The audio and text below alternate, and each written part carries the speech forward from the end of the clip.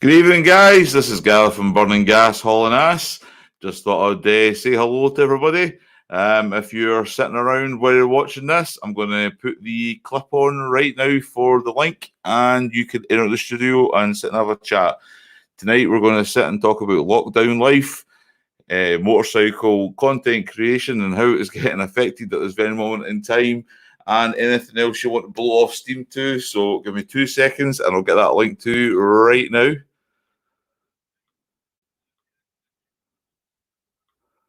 And there we are. We've got the link there, guys, and I'll stick that there on the chat. And anybody who wants to join in and say hello, then come in and say hello, and we'll get to it and start on the conversation of this evening. So I hope all is well to everybody who's watching this. I've got 10 guys. Oh, there we go. Oh, look, it's the man with a plan. Hello. Howdy. How we doing? Hey, look at that. You got your Pat South hat on. Well, you know what's happening this weekend?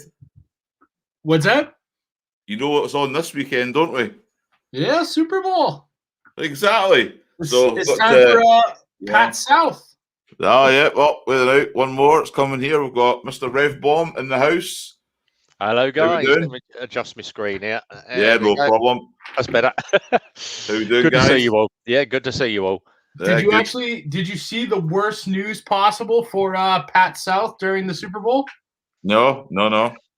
Because the NFL wants to keep it neutral, they've decided that Pat South cannot fire the cannons when they score touchdowns. Because they've got, I don't know if you've actually, if you keep up with it, but they have a pirate ship in their stadium. And when they get touchdowns, they fire off cannons. Right, well, there's a comment here from Mr. Toby.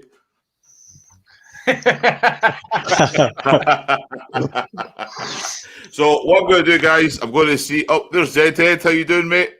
How you doing, buddy? Hey, Zed. I'm all right, man. Not too bad. So what I'm going to do, guys, I'll probably give it a couple of minutes, and I'll probably just maybe hit some introductions before we kind of go on with the chat this evening, if that's all right with you guys. So we're talking about the Super Bowl that's going to be on at the weekend. It's going to be obviously the Pat South. The Pat South, okay. And we've also come on then, we've got the Kansas City Chiefs as well. I think there's one member. Was it who is it? It's a Kansas City Chiefs fan. Is it the Chopper Fett? Oh yeah. You can see it in his garage all the time. Yeah, he's got the logo on the back there saying like he's a Kansas City Chiefs fan. So I thought I'd wear the hat tonight to see if he's actually if he's wanted to join in the old bit of banter, with the NFL being on the weekend. So there we go Chiefs. So Toby, are you going to join in this conversation tonight? Are you going to come on board? So we've got Hell's on. Sorry, I keep pronouncing this wrong. Is it Hell's on Two Wheels? Yes. There we go. So that's all, guys. So I'll give it a few minutes. That's 4 minutes in. So I think we're all kind of accustomed with Bites, Beards and Brews, Rev Bomb. I think there he is. I think we'll go straight to Zed Head. All right, Toby, how you doing? I can't stay on too long. I want to get some dinner. I'll come back on later. All right, cool. So probably everybody who's probably watching us right now at home is probably. All right, everyone look away while Toby's getting yelled at. I'll come back on. Catch you a little bit. All right, man. Okay, no problems. Right, Zed Head. So in 30 seconds or less, man, who are you and what got you into motovlogging and YouTubing in general? Well, Zed Moto Vlogs, as you can see on the screen there. I ride a ZZR 1400. I started getting into moto vlogging by watching Baron von Grumble. There was a few others that I watched at the time, Smo being one of them. too many to mention, but I started watching them. I was riding my own bike, and I thought, you know what? I think I can do this. It's not as easy as it looks, I can assure you, but that's how I got started, and I absolutely love it. Aye. So you think it's something you can see yourself continuing on with, or you think it's? Yeah, definitely. Aye. Definitely. Yeah. I mean, a lot of the amount of content I've actually got that I've never actually put out. It's it's for the enjoyment of it. Right. It's amazing when you think about like the amount of years we've all been riding motorcycles or motorbikes, and you think if I had one of these action cameras years ago, I could have had, all this amazing like footage from all these different parts of the world. Oh, there's a new face for me. Hellbelly, is it Hellbelly? Can you hear us? The world. Oh, there's a new. The hell. Oh, hello. We can see you. Can you see us? What? Me? Yeah. Yeah. No, I had two. Both of them open. It was echoing, so I had to get rid of one. Right. Okay. Well, welcome to the live stream. So first, obviously. So what we're doing is we're doing a small introduction. So if you can, 30 seconds or less. Who are you? Where you're from? And what got you into the YouTube and motovlog scene, so to speak? Well, I'm from the States, West Virginia. Everybody knows me by Hellbelly. That's Right. because when I get drunk, my accent gets really bad. So instead of Hellbelly. right. Yeah. We've had a few of them. Yeah. I kind of sound like Boomhauer off King of the Hill. I get that involved. Yeah. No, I got into my thing is a military vet for 13 years. So I got in like motorcycles because of PTSD. But after 2020, I quit my job. Right. And I'm spending the year traveling the United States to like different pits. Starting with cool. Yeah, well done. Yeah, as Rev Bomb says, superb, amazing. Okay. Now, do you use country roads to take you home? Oh, every time. Yeah. Oh man, really? Right, cool. Well, thanks for sharing that with us. There's Jim. How you doing, Jim? Jim. Hello, Jim.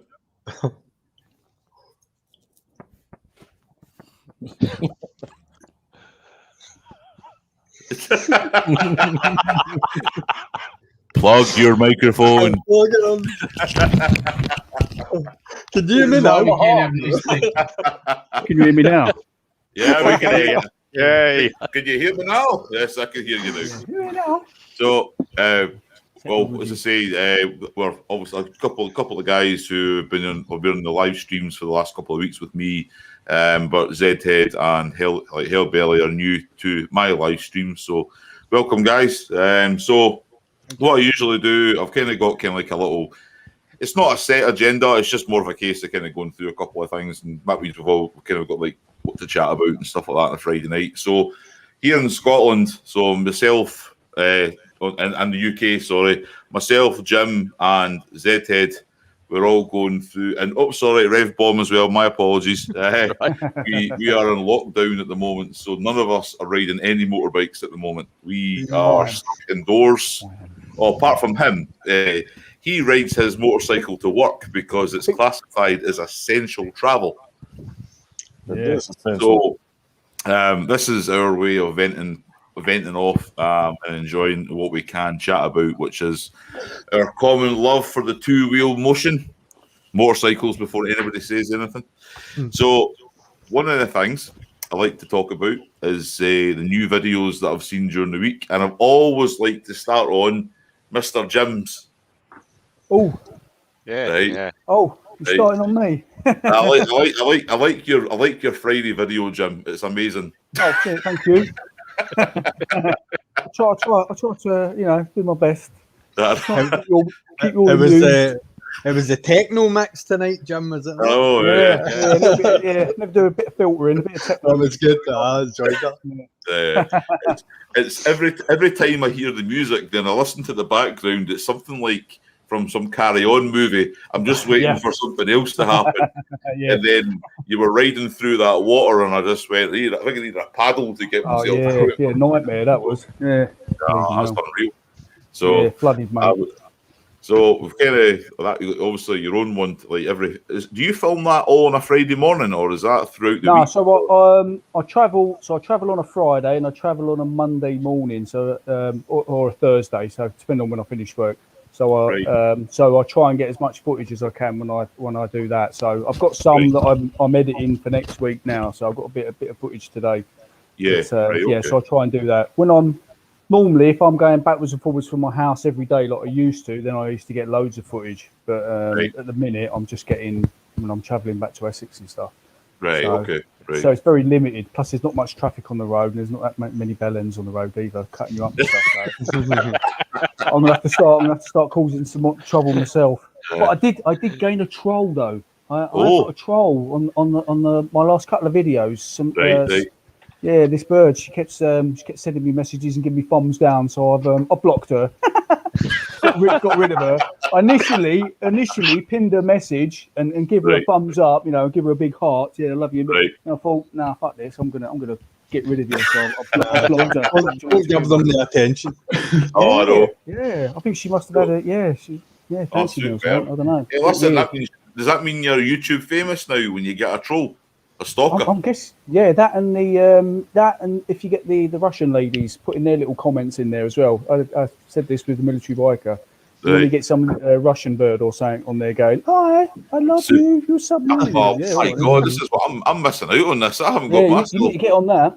I haven't got any Russian girls chasing me on Facebook yet. Oh, sorry, on YouTube yet. I only do those on Instagram. Oh, you use on Instagram. I think they're the same ones. Does anyone get the messages about the SEO on Instagram? Oh, What's yeah. And it's like, oh, I can improve your SEO. I can improve your YouTube. channel, yeah. And then you look at their Instagram and they've got about 5 followers, and you're like, you can't even improve your own, mate. I love it. So one of the I sent a group message out this week, obviously, when I was trying to make sure see if everybody was interested in joining in with the live chat tonight. And my neighbour 2 doors along, I accidentally added her in on the chat. And my wife and I are friends with her, and she's actually watching right now, and she says, "Hello." This is hello. So she's probably watching right now and going, "So this is what all this chat was, guys." Yeah. So, hey, Katrina. It's okay. We just drink beer here and talk about motorcycles. So, hang on, we're not drinking beer. What's that? What are you drinking? Some home brew. Oh, wow. I was going to wait for you to say moonshine. It is. Yeah. Man. It's my home brew. Excellent. Nice. With fresh strawberries. What's in it? Fresh strawberries. And moonshine. About what? I know, but can you not make moonshine from what's the things like apples and potatoes and all these other kind of things? Or what kind of? Yeah, I make a apple pie, and I make what they call Skittles. Right. Okay. And peaches, cherries. But my favorite that I make is this strawberry. See, the only moonshine that I've ever tasted is actually the stuff you can buy in the 7-Eleven? You actually buy it as a jar and it says moonshine on it, I think. You couldn't even start a fire with that stuff. Right? Yeah, okay, fair enough. Leave this in the saddlebag, I can at least get home. All right. I mean, the man in the corner, so I'm going to get my fingers right away the far corner there, from what I hear, he usually likes. You got your Scottish best on with you tonight? No. I'm on an IPA tonight. IPA. I'm on the Bud Lights. We got the Hobby Goblin. Oh, the Hobby Goblin and Goblin. Bikes, Beards and Brews. I'm on Bud Light too. See, I got it out of my cap. It was way cheaper. And my next door I'm neighbor just kidding. says she likes alcohol. There we go. That I'm gonna drink a few of those jars and then I'm gonna make Bud Light. My bad. Well, listen, right. This is a delicacy here in Scotland. Well, especially for me because I like it. I enjoy it. All right. Oh God, if that's a delicacy in Scotland, man, I don't know. McDonald's must be Okay, like right. I used the wrong words there. It's a delicacy for me in Scotland. Okay. Usually when I go to Florida, I usually drink it there. But when they started drinking it here, I was quite happy. So anyway, so the only person's videos that I haven't watched, and my apologies, is Hellbelly. I haven't watched any of your videos. So is there anything you want to tell us about your own videos or? I'm just getting started. I've only got a handful of videos. Still learning the editing process. Yeah, right. Okay. I'm just trying to get out of the way because my whole journey starts March 1st. Right. Okay. Right. I'm building my bike right now, and March 1st I will be heading to Daytona. Oh wow! Right. Okay. That's where my whole year starts. Right. Okay. Cool. That's amazing. Yeah. I was fortunate enough to get to Daytona Bike Week last year before I got kicked out of the country for the coronavirus. We actually got told, go home, so we managed to get there for was it the 10 days, and then we got basically contacted to say you need to get your ass on a flight and get back to the UK. But it was really, really good. We put out a couple of YouTube videos at just the start of the winter. Off that footage, we kind of kept them there to try and help with the winter blues, so to speak. So you've probably been before, haven't you? You've probably been to Daytona Bike Week. Oh yeah. Yeah. So you don't really have to watch them, but feel free. But the cool thing is because we're still kind of winter months. Yeah. Right. So I'm gonna spend 13 weeks in Florida. Right. Wow. Kind of do that. Then once the rest of the states warm up, because my 3 goals this year is Daytona, and then the World Poker Run. Right. Yeah. Poker Run. So while we're doing that, we're also going to do Sturgis Week, and then I'm going to do the lower 48 states. And when I do that for every state, I want to meet at least like one follower or one vlogger or somebody. Yeah. Right. So that's my 3 big goals for this year.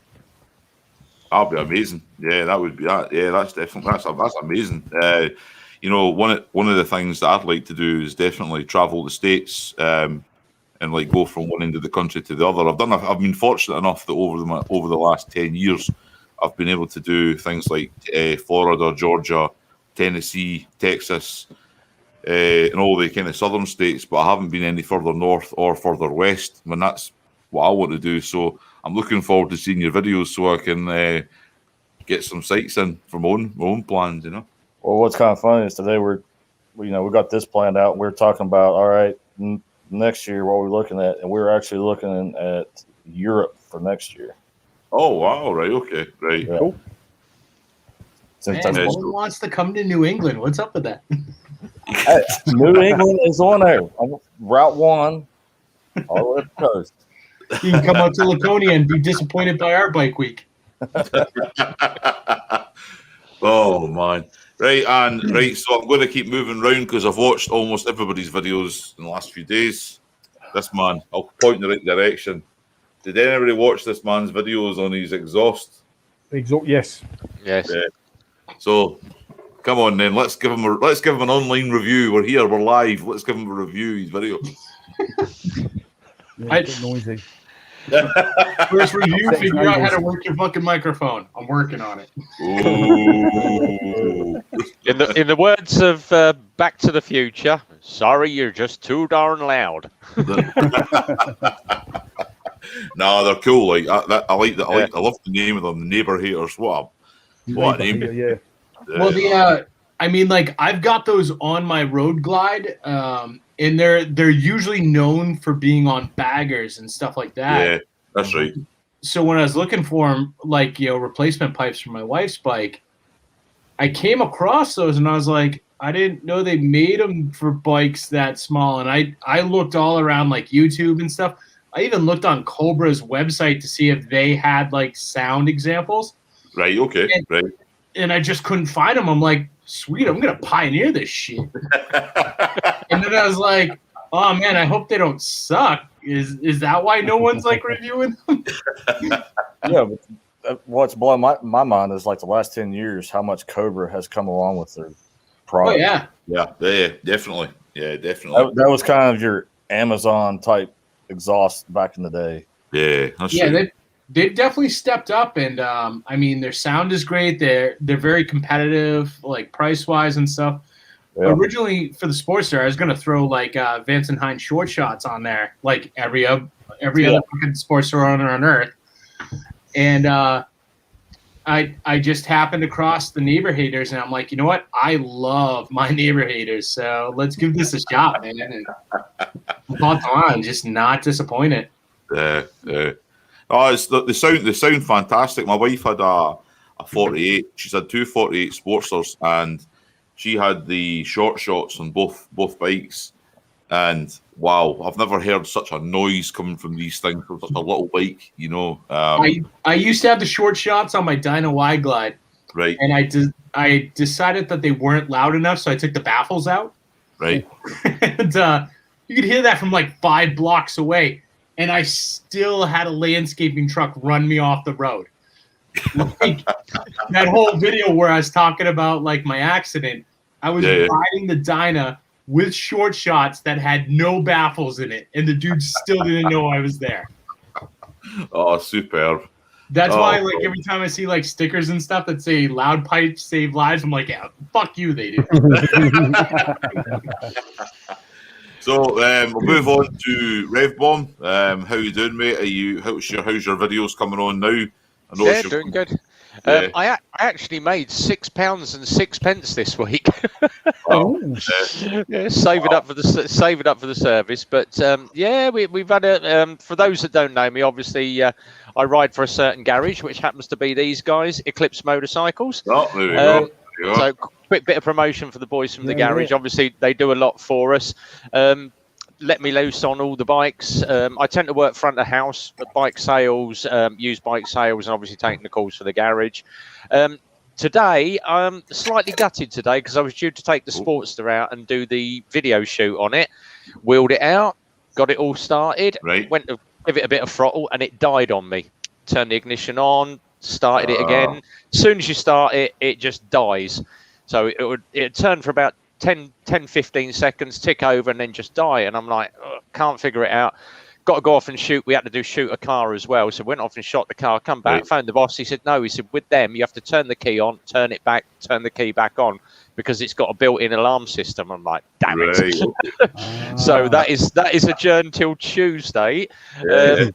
But I have two questions. And obviously, I have seen both of these bikes. The new Hayabusa. So, Oh, yeah, I that knew you. is on tonight's discussion. The 2021 Hayabusa. Yes. and this guy down here, I'm just going to say one thing. The Hayabusa is only 187 bhp. It looks. Yeah.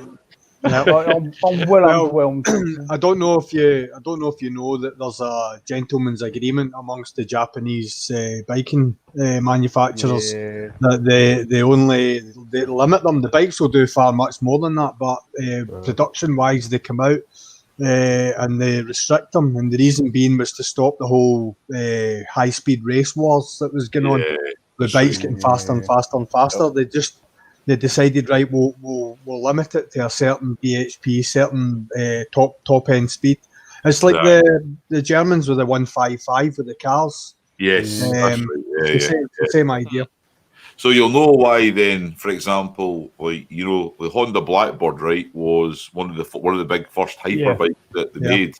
Yeah. And that was why Suzuki named their bike the Hayabusa. Yeah, because it's Because the bird eats the blackbird. Actually a thing. So it was the name that they knew it would destroy it. So yeah. I don't know. I've seen a couple of the videos on it. I'm pretty underwhelmed with it. It looks pretty. It's just basically the same bike. Well, we consider the ZZR's 198. Just that they got rid of that doesn't show 220 on the clock produces No. less horsepower. It's heavier. It's got a 20-litre Yeah. fuel tank, which is like, really? 20-litre fuel tank on a hyperbike, and Right. it's 2 kilograms lighter, and it's Yeah. got a load of electronic aids on it. I've just looked at it. I was just like, and it's just it's a bit underwhelming. I'm pretty disappointed, to be honest. I think for the time that they had to actually do it, I mean, don't get me wrong, they've probably stripped it back to the bare bones and went over every single nut and bolt on it. Yeah. It's got yeah. the and it same probably- frame and swing arm. I know, but the statistics probably won't actually reflect how the bike Yeah. actually rides and performs overall, because Yeah. what they're saying is a lot of it's got they've worked on the mapping low end to get it up to that speed. So Yeah. it It's all a remains to bit- be seen. See the actual the sort of mid fairings. I like the sort of grills and the mid fairings and whatever, but I just don't know how. I like. I just don't know how it's going to look in my rear view mirrors. That's Oh. No imagination whatsoever. Right. So that's it there. That's the new 2021 Yeah. Hayabusa. So if you go through visor down, and what it's saying is that they've streamlined it for better aerodynamics. It's the same. They're saying that, but it's not. I watched Nevesy's one on MCN, and Right. they had all these different designs of the body and the fairing and everything, and they've basically just gone back to the same shape that they did originally and just tweaked Right. it. yeah. Okay. If it's not Yeah. broke, don't fix it. Well, they tried out a 6-cylinder turbo engine on it originally. Yeah. They were going to have Yeah. a 6-cylinder turbo, but they've just not been. Why didn't they supercharge it, do something, but go a bit mental? Yep. Jesus, it's just I know, you've got but 200 brake horsepower leading Street Fighters and Ducati are kicking off. I would say just wait a few weeks and keep an eye on Yami Noob's channel and see what he I thinks. don't like Yami Noob. He's a clown. That dude is way too excited about Hayabusa. He's the one that crashed his car. He crashed his bike into the Porsche, didn't he? Is that the same Yami Yeah, Noob? I think so. Yeah, what a clown. Maybe? Yeah. I know he's got a booster right now, and he's got a turbo that he plans to put into it. So as I owned a Hayabusa, a K7, back when I was when I turned 30 years old. I decided to buy one I'm turning 30. I'm having a weapon for the road, and it was the biggest piece of junk I've ever had in my life. Right, right. I've never seen a bike so new rust. Yep. Yeah. Suzuki, It was- mate. I was like, Yeah.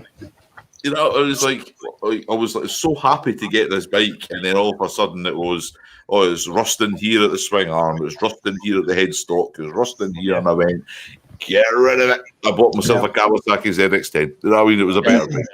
I think they just assume they don't have to use really good metals, because when you're buying a Hayabusa, I mean, your lifespan is pretty short anyway.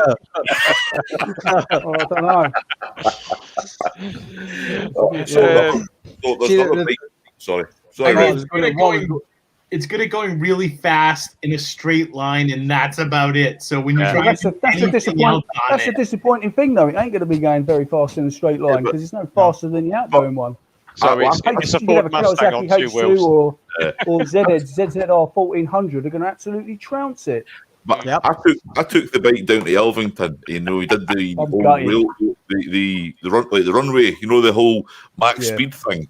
And I went down, and I remember the signs, and the guys were like, you know, they were taking the mick, and they were telling and said, so when you get to this point, back off the throttle. When you get to this point, apply the brakes and all that kind of stuff, right? At the very end, they were showing you the sign, and it says, if you could read this, it's the last thing you'll see before you're dead.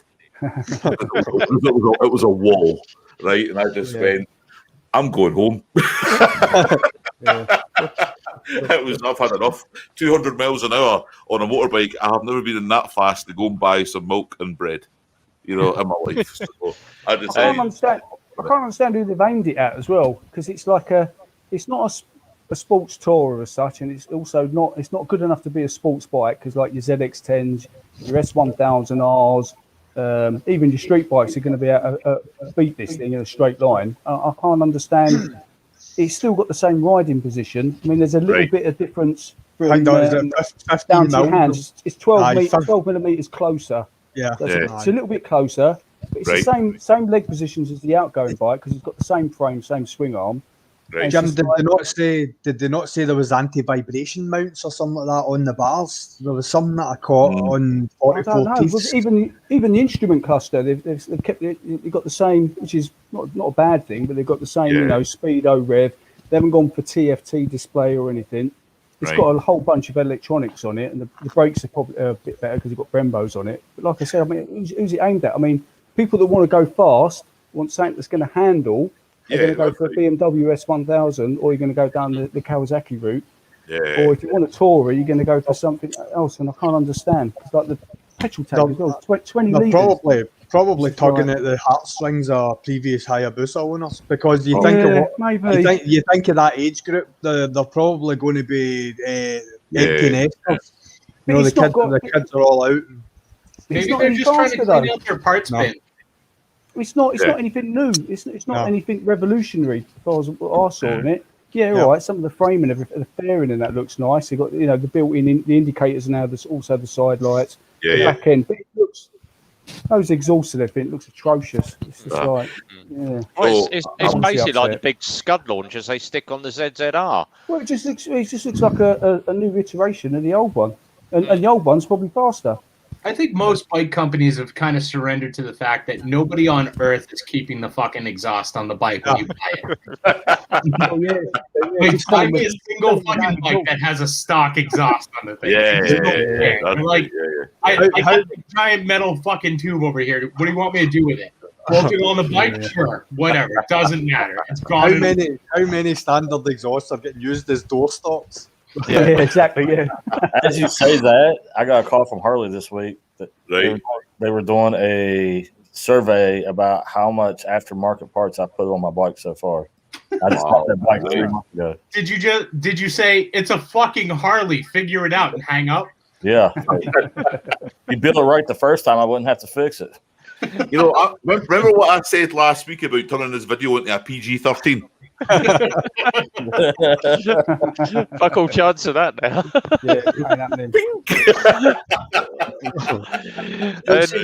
See the thing about it is about brand new bikes anyway, is like there's so many things on them that when you look at them you think I'm changing that, I don't like this. Right, and do you not think that when they're sitting there designing them, they're maybe thinking that these guys are going to change all this anyway, so we can cheapen it down? That's what Harley I honestly, I don't. That's probably why Harley were asking Hellbelly. I honestly think part of the approach is if we put shitty things on the bike, we can sell them better branded things afterwards and make extra money. Yeah. Same thing. Like who's ever bought like a road glide or a street glide and like these handlebars are awesome. Nobody has handlebars on their bike.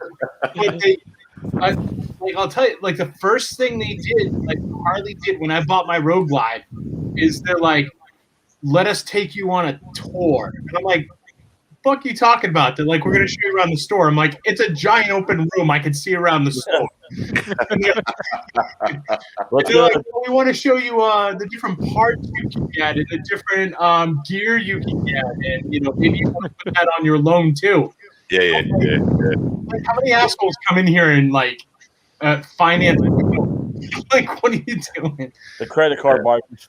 But I told him straight, I'm like, dude, I'm not going to buy any of your crap, and I'm not going to buy it now, and I'm definitely not going to finance aftermarket parts. I'm either going to buy it cash straight out, or I'm not going to buy it because I'm not paying interest on that shit. Yeah. And they're like, well, we have to take you on the tour anyway, and I'm like, you're kidding me. So who's heavy? Question: who's heavy breathing into the microphone? I don't. Who's doing that? Somebody's going. Not me. Right. I really think that they put subpar things on there to get the bike out the door and then try and upsell you on the branded versions of the parts. Well, yeah. And that makes sense. That makes sense. So you're better off buying a second-hand one then, nearly new. Yeah. Someone's already changed all the parts. Well, I mean, that's listen, what I would do. I can't afford a new one. Second-hand one that somebody's already stumped up for a set of Akrapovic or something like that, you know what I mean? Yeah. Right. Well, that's even like the CVO line, that's supposed to be their top of the line. Those things go for like 40, 50 grand. and it's supposed to be all custom parts and shit, and they still put the same shit. Are we still flogging this dead horse? Yeah. Are we never Naughty, innit? right? Well, you see, like, You I'm don't flogging like a dead Harley horse. Davidson. I'm going the Honda route. I'm the Harley route. I'm still flogging this dead horse, but as soon as you get bored of it, I just slap a new coat of paint on it, and it's fresh. Oh, come I think that's on. why they went back to cable, because it's new technology. Well, you know, the I know. real Can't fix the bad problem. part Yeah, if anything, it should be cheaper, shouldn't they? Harleys, Yeah. because like the engines, don't they? Yeah. Well, they went back to the cable saying that it was Gives you better, more feel, Whatever, they organic. can't fix the Gives you problem. more feel, Yeah. doesn't it? I suppose. Yeah. Gives you. but you can more still get the hydraulic clutch if you pay the upcharge. All right. So That's if right. the hydraulic clutch isn't as good as the cable clutch, why am I paying more to put it on my damn bike? Right. Gives you So that I'm more going to feel. quickly change the subject to conversation. Go back to solid wheels as well. Back in the day. Well, also, Okay. if you look at the handlebars on the new bike, they still have the perch for the hydraulic clutch there. Yep. Oh, It my didn't even God. get rid of that; it's still there. Right. And So my can I can I final jump- question for tonight. Right, go for it. I've got two. So that the Hayabusa was one. Electric Yeah. bikes, and we've all been chatting about these new electric bikes coming in for the learner market. Yeah. Yes. Most bikes are priced around about the £1,500 mark in the UK. And Keyway, which is one of the big Chinese importers, have just announced that they've got a new 50cc equivalent of a scooter motorcycle coming in, and it's called the Keyway Easy Eye. Have a look Yeah. at the photo. Have a look at the photo of it, and it will take you back to the 70s. It's a Pooch Maxi with a car battery strapped on it. I'll Google that now. Talk amongst yourselves. I shall have a look. What is it called So again, it- Rev Bomb? It's Keyway and then E-ZI, the Easy. Hold on. Have a look how ugly that bike is. Which means every Keyway, what? So millennial. it's Keyway Easy Eye. ECI. E. Oh, Echo, yeah. Echo Zulu India. Okay. Oh, EZI. EZI. Yeah. EZI. Oh my god. Yeah. And that one retails at £1,499. Wow. Why? Wow.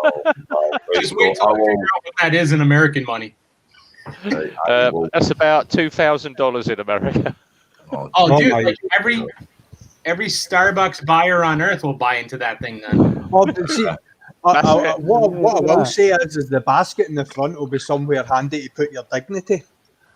Oh my god. Oh, your handbag. Like Give me a Honda, big camel, Honda let's go. has something that looks like that now. I really wouldn't be surprised if that starts selling in the States and sells well with like millennials and crap. The thing is, MotoGP that brand this bike are very well known for doing the Royal Alloy scooter, which is like the Lambretta Vespa lookalike. And the Royal Alloy is such a good brand, but why the hell would you promote crap like that? I think I don't it's know. all- Let's ask Carly. all right, enough. They know what the millennials want. Let's ask them. You just got me actually on that. You know, you just got to go back to the Hayabusa thing now with the electric. It's just like like the supercar companies have done, haven't they? Where they've done hybrids with their. Why didn't Suzuki do that with a Hayabusa? Do Yeah, like a hybrid, a petrol hybrid that does electric. You know what I mean? That does 200 miles an hour, and I'm so upset. Yeah, I know. It's like, well, Bellends. when you're talking about the cars, I mean, the hypercars, what they do is they use the electric cells to smooth out the power curve. It's like any dips in the engine power curve. That's where they the throw the Hayabusa could electric. do that. You could have like an electric yeah, bit because like the 0 to 60 in it, electric bikes. Absolutely smashed petrol. They could have done that. You could have had electric, and then the petrol kicks in when you're cruising. Yep. 100 by. Absolutely. So anonymous biker apparently wants to make a Chinese bike that's even heavier and slower than it is now. Yeah, that'd be cool. Come on. Right. So I'm going to jump on. Mr. Jim Diesel will like this new bike. Since we're go on. talking about them. The Aprilia, and I always struggle to pronounce this bike. The Tuono. Tuono. Yeah. The We've got a new one of them coming out, though. You- Oh, 660. Yes. Yeah, Yeah. I will share this image with you guys right nice. now. It's a nice looking bike. I'm not the biggest fan of them, but it's a good looking bike. Yeah. Here They it is. bought out the RSV 650 a couple of months ago. Now that's come out, the 2.0 now. They've released So then that. you've got the RSV4 and Yeah, they've gone back to the old colours as well, Reggiani or whatever colours at Aprilia. they're beautiful Yeah. looking machines. They are. You know, I mean, that's stunning. That black and red. Yeah, At the top there. I don't know how much you're going for though. How much you're going for? Oh wait, now let's look at the see if I can find a price. Oh no, they'll hide that price until if you have to ask, you can't afford it. I was gonna say, it's an Aprilia, three times the price of a Honda. I can't remember how much the RSV was, but they're good little. Yeah, should be a good bike.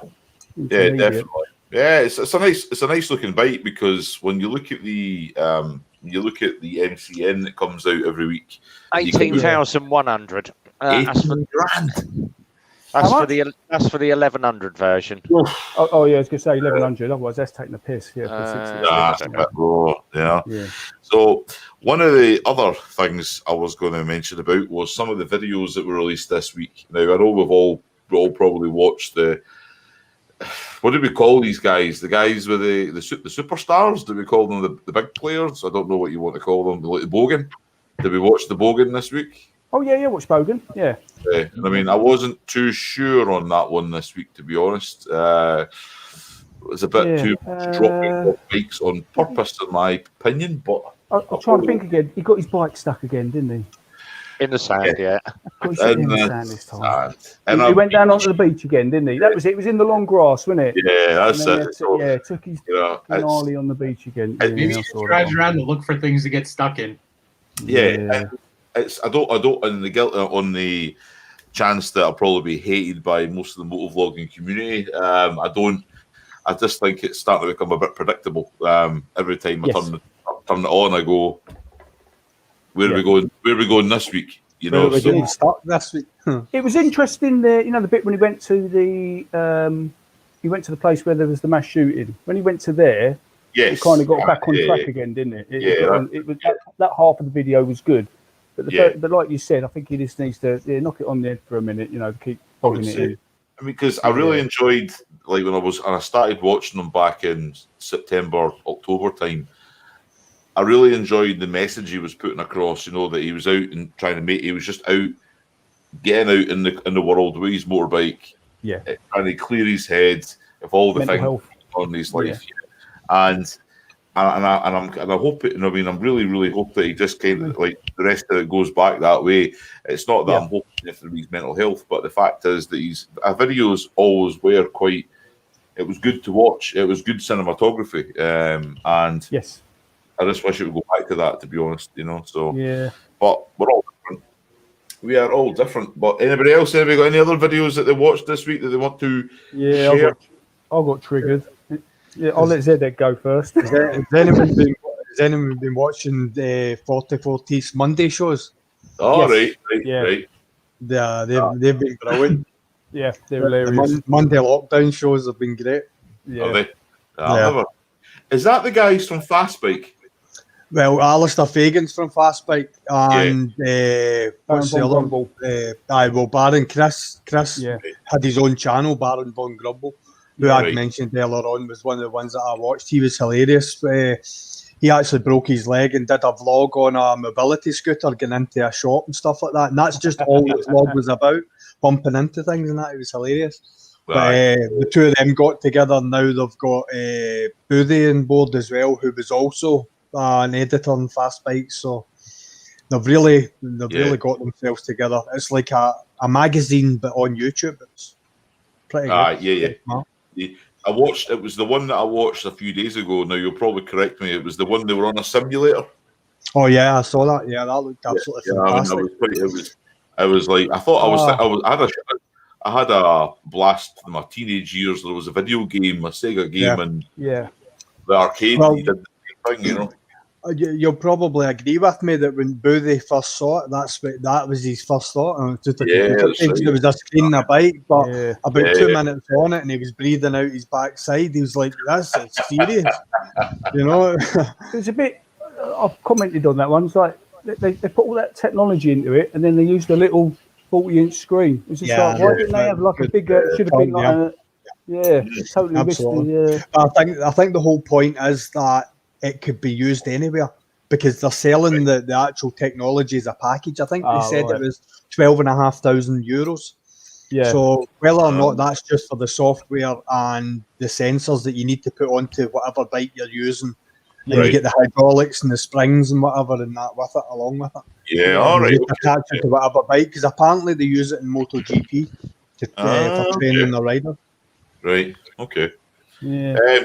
Just a little call. Anybody who's watching this in the background, guys, I've got space here for at least another 4 people. If anybody wants to come online and get on the panel, I'll put the link there in the chat if anybody wants to come on board.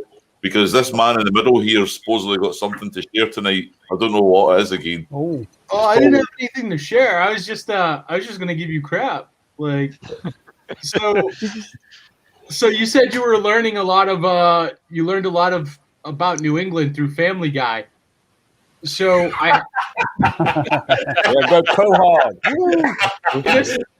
This actually works out well for pretty much the rest of you as well, because none of you are from New England. But I had a few like cities and towns in Massachusetts I was hoping you could take a stab at and see if you could pronounce them. Right, come on then. Yeah, go for it. My wife's even laughing from the other side of the house. There you go. Here's your first one. It's down in the comments. Right. Right, come on in. Oh, wait a minute. Worcester. Wait a minute. We have to Americanize this. Hey. Worcester. Yeah. No, it is actually Worcester. Yeah, Worcester. There we go. Worcester over here. Most people call it Worcester if you're not in New England. What about that one? Right, okay, next one. Right, go for it. Well, next. Oh, The Punkster. Hello. Hey, Oh, bar. Hey, Pong. right, come on. Right, Is that bar? we're enjoying this game. Right, come on, then carry on. Bikes, beards, and brews. Next one. It's in the Bar. chat, man. B-A-R-R-E. Bar. Is it bar? Barry, I would say Barry. Barry? Barry. That is Barry. Yeah, Barry. Oh, wait a minute. Barry. Barry. Barry. It was actually Oh, that's Leo Minster. Come on. nope. That's Lemonster. No. Lemon. Lemonster. Lemon. Okay, right. Next one. So, well, actually, the funny thing about Barry, I just want to take a second with that one. I went and I did a Spartan race over in Barry, and I was riding one of the buses from the parking lot to the actual course. Right. The guy who was driving the bus decided to give us a big tour through Barry, and he's like, "Yeah, I'm going to take you through and show you some of God's country." I'm like, "Oh, fuck me, man. Dude, I just want to get to the course. I don't give a shit." It was like, some people say that some of you people with smartphones, your smartphone's pronounced as bar, but it's actually Barry. So how smart are your phones really? And I was just fed up by that. I'm like, dude, just because you guys have a collective ignorance on the basic English language doesn't mean it's correct. Woven. That's Woven. Yeah. Oh, this is coming from a country who puts Z's on everything.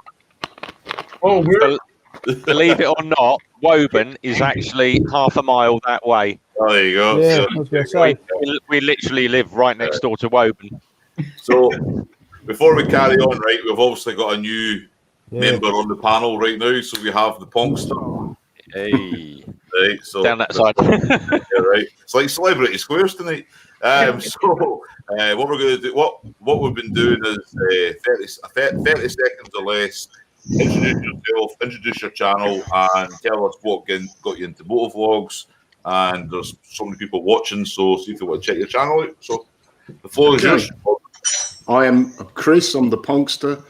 I've been riding bikes most of my life, and I've been keen on photography for most of my life, but I kind of clung on to film photography for a long time. And when I finally gave in to the digital revolution a few years ago, I started looking at videography as well. And it just happened. Somebody pointed out that maybe I ought to get a GoPro, which was a couple of years ago. And never crossed my mind that bikes and photography would cross over, other than, taking the odd snapshot of a bike. So that was it. And still finding my way. Not quite sure which way to go with it, but if it's kind of vaguely bike related, I'll I'll stick it on. Have you checked out Motosarge? No, I haven't. That's literally his entire channel right there. Is motorcycles and photography. Okay. Right. I'll go there, have a look. Yeah, definitely. I mean, I dabble with drones. I do still photography. I'm learning the editing stuff. It's just a kind of, I like challenging. So every video I put out, I try and do a different editing thing or a different camera angle, just so it's kind of more learning. I was messing about with chroma key in my last shot. Don't know if anyone saw it. I've seen it. I did enjoy Ponkster's one about the 5 bikes. That was really good. Thank you. I think I've seen that. I throw a bit of poetry in as well. I know that sounds really wank, but It was. I really enjoyed that. Yeah. I think I actually dropped a comment and said, "Do more of this." It was. I'm a complex character. The thing about that is that'll make your channel stand out from everyone else's. So fair play to you. Thank you. I tell you. Yeah, you're just lucky that military's not here tonight because he's going to get a poke in the eye from me tonight. And Jim, it was Jim's fault. What? Shade, I think it's called Shade Tree Surgeon. Oh yeah, Shade Tree Surgeon. Yeah. And he said to me, and then I think this girl called Thick Lizzie or something got mentioned in the room. Yeah, on the Instagram, Thick Lizzie. Yeah. I went and had a look at a couple of photos and. What, you recovered yet? No. I got an email. I got an email this week. Come and subscribe to my OnlyFans, and I'm like, what's that? Yeah. Shade Tree's channel is like that now. It's like every week it's a new invite. Yeah, it's another one. Then he had another, didn't he? Used another bird this week, didn't he? Oh, yeah, I know, but she's much better. It's like block list. That's that Instagram one, wasn't it? Yeah. She's a tattooist, isn't she? That girl. I've no idea. I saw the first two photos. Latest one. Like this week's Shade Tree video. Right, okay, it was a promo. It's a promo video for promo. What's all that about? That is what that is. You know what I mean? I'll be honest with you. If I had 200,000 subscribers and I had somebody who was trying to win a competition, you would maybe try and do something for them, wouldn't you? You know, to try and get their name out there. You know, if you had that, it's a bit different doing a whole video dedicated to it than just having, you know. But it is what it is, you know. So, do you think it would be a wee bit off if he was taking money for them coming on and doing that for the channel? I dug this week's video a little bit more, what I mean? because it was obviously like, you know, a bit of an advertisement and high five to them, but they were actually doing motorcycle things. Yeah, right. Okay, and, you know, they had her working on a bike and all that. I get that. I guess the only time that it really kind of drives me nuts, and I know I've told Captain Granite this because I know he works with Shade Tree, is like when a lot of Shade Tree's videos are just straight dedicated to Shay, and it's like, high five to you. I get that, you know, you want to pump her up and pump up her channel, but pump her up when your videos exist. Commercial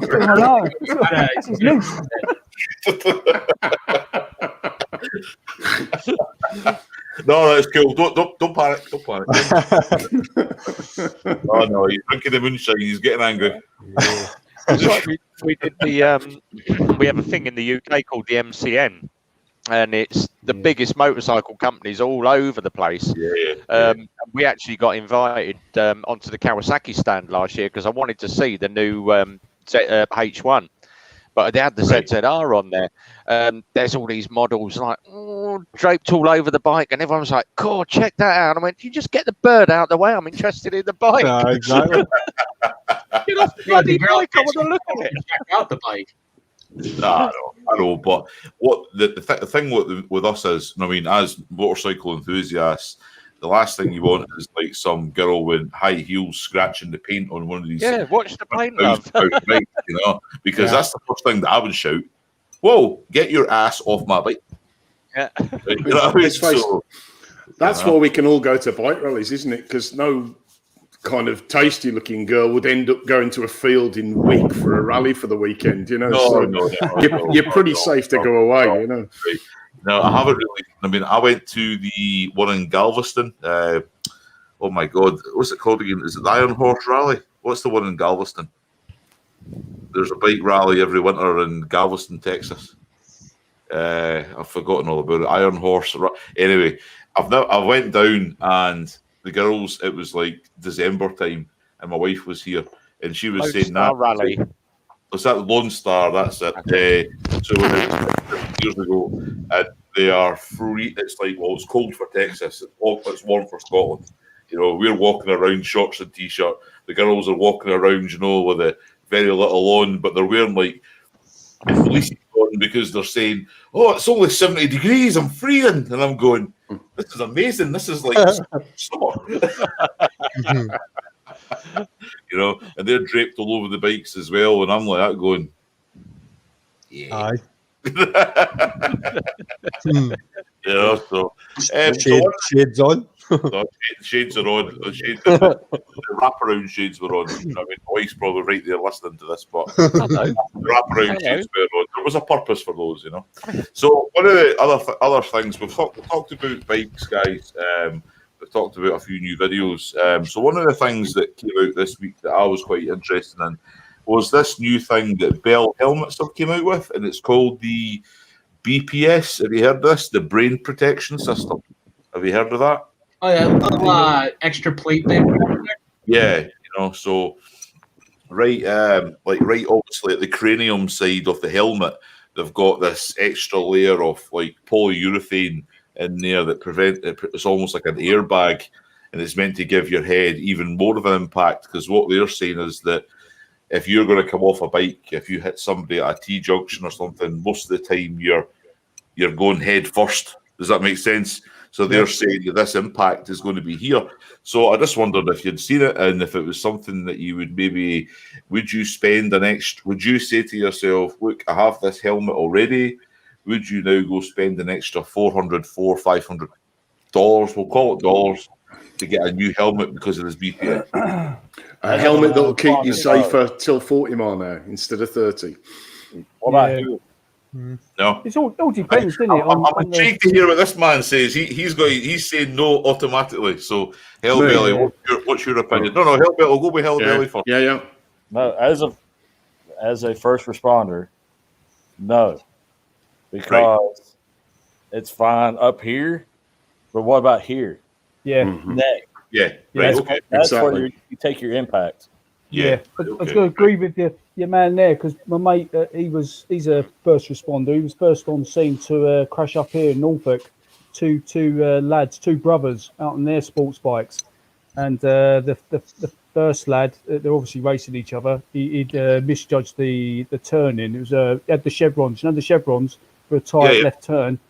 Right. Obviously, he went straight into the chevrons, and he snapped his neck, and basically his carotid artery was snapped. So my mate was first on scene. The police turned up, and he always carries. He wasn't doing his job at the time, but he carries a trauma pack with him.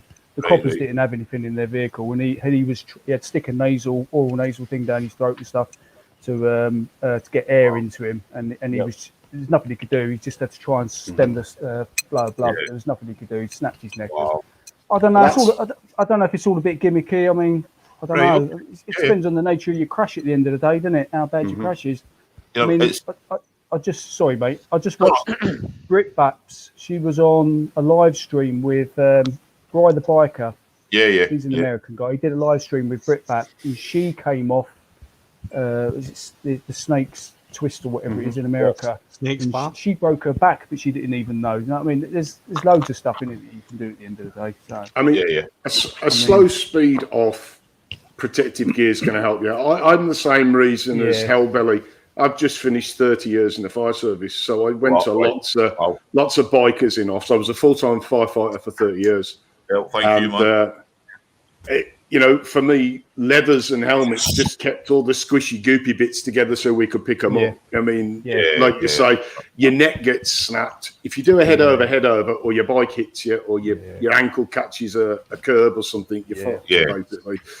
It's slow speed off, and Brit Braps one, I've seen the video of her coming off on the corner, and she was going pretty slow. She was just unlucky. 40 miles an hour. She come off. She kind of high-sided, and it was the flip-flap that she did that broke her back. And it's how you land is the look of the draw. But Yeah. you know, if you ride fast, you die fast. It's kind of as quick as that. And Yeah. I do ride fast. I'll be the first one to confess it. But I know the risks. It's There isn't anybody here that puts their leg over a bike that doesn't accept it as soon as they turn that key and twist Yeah. that throttle. Do you know what?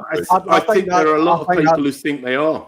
I think there's a lot of young riders who think that when they wear, you know, an airbag suit and they've got all the gear and all this lot, and it's got traction control this and computer guided whatever.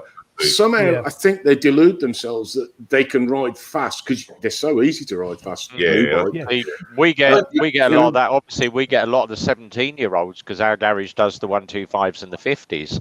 And we had a couple in this week, and they actually came in looking for a motocross helmet. And I said to them, yeah, we've got a really good range, GSB range, good British helmet, sharp rated.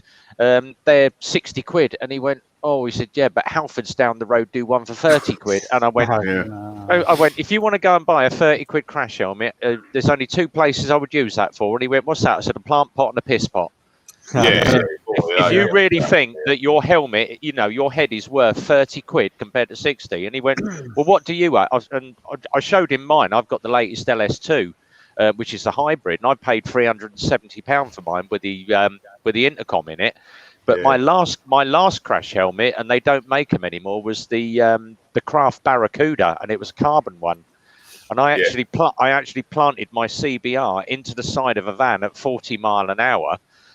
Brain's going, get off the bike. The other part of my brain's going, save the bike. And I actually put the bike sideways and left a full body imprint in the side of the van and completely split the carbon helmet down one side. When I walked away with 3 broken ribs at 40 mile an hour, simple reason is I'd spent 750 quid on a damn good helmet. So you get out what you put in. If you're going to pay thousands for decent gear, even Andy, the Missenden Flyer now, rides with an airbag jacket attached to his Honda Goldwing. Wow. Right. Okay. Wow. So yeah, you're getting what, you know, if you're going to go, if you put your leg over a bike and you're going to go down the road in a pair of jeans, trainers, a t-shirt, and basically a soup bowl on your head, and you're going to come off, you know your own consequences. But it's up to the individual rider. You know, you take the risk. When as soon as you put your leg over that bike, it's up to you to make sure you're protected. That's right. You know, as like my wife rides her own bike, and I work away, and when I know that she's riding, like one of the comforts that make me like are happy is I know her bike's well serviced and well maintained, so her tires are good and all that kind of thing. And I always, every bit of safety gear that she has, it's the best that I can afford at that time. So it's not going to protect, you know, it's not going to wrap her in cotton wool, but it's the best I can do. The rest of it's up to fate, isn't it? You know what I mean? It's exactly. It is at the end of the day. Yeah. You know, I think part of the issue too is like, you know, when you start riding and stuff, and when you start learning how to ride, and I know it was just mentioned a little bit ago, is you get a lot of false senses of security too. I mean, like the bikes themselves with the ABS, and now you've got rain mode and econo mode and this mode. And also, like, you know, when you're learning to ride and your instructor's like, oh, hey, do this, this is how you're gonna like survive and all that. Yeah. Quite literally, when my wife wanted to learn how to ride, I was like, when you get on that bike, you need to keep your head on a swivel, and you have to assume that every motherfucker on the road that's out to kill you. Right defensively. That's where you're going. You're going where I was thinking. More people are worried about their style than actual skills. That's right. Well, and I mean, it's not even just motorcycles. When you see people going down the highway doing 80 and they're texting, they're doing that because they're so wrapped up in this false sense of security too. Now we have like airbags, you know, crumple zones, crash zones, this zone. Like, you know, if you brought somebody from like the 50s forward, you know, they skipped every generation, and you put them in a car and you said, here's a phone, start texting, they'd be like, are you kidding? I'll get impaled by my steering wheel. That's true. You know, his video, Jim's video, this Friday one, where he's sitting in the fast lane and people are crawling past cars 2 mile an hour faster. They're all on cruise control now, and they're all texting, they're all messing with their hair. They're not even aware that you're there. It used to be if you bomb up behind a car and they hadn't seen you, you'd maybe flash your lights or you'd, throttle. I know that sounds aggressive, but on a bike you got away with it. And they would just go, oh shit, sorry, and they'd pull across. Now they go, no, I'm on cruise control. Fuck you, I'm not going past you. And and it's like I've seen people with like a book on their steering wheel. No, I've actually. I've got a photograph of them eating cereals while they're driving along, And I had a friend who was a motorcycle courier, and he used to ride with a tennis ball in a sock. And apparently, in London, and as he came past people, if they were, doing their hair in the mirror, he'd fucking whack the top of the car with it as he came past. And he was a nutter, but I can get it. If you ride a bike all day, every day in the city. So let's take only a matter of time. What they need to do is make cars more dangerous. Yeah, like Jeremy Clarkson said. You've got a spike on the steering wheel. So if you ever crash, you're going to get impaled on it. Let's drive everywhere safely. This takes me on to the next one. You've got these Teslas now that you get, right? I test drove one last year, and it literally drove itself. I was just a passenger in the driver's seat. It just goes itself. It'll park itself. It'll come to you. It's got cameras all around it. You can literally stick it in the middle of the motorway and just drive. That's the problem. We're creating a generation of people without road sense. Do you know that the British government have actually passed a bill permitting hands-free driving to take place on motorways? Wow! Was it up to 30 miles an hour if you're in 37 mile an hour on a motorway? That's frightening. But the trouble is with that, it's like I said, it'll come to a point where it'll go completely the other way, where it'll be a case of, when everything goes automated with the Google cars and everything. Yes. If you're driving it and you're not using the automation, and because they won't be able to cope with people that are driving normally, because you'll be the erratic driver. You'll have all these other cars that will be controlling each other, staying away the right distance and everything, and traveling at the same speed. And then you'll have someone who isn't.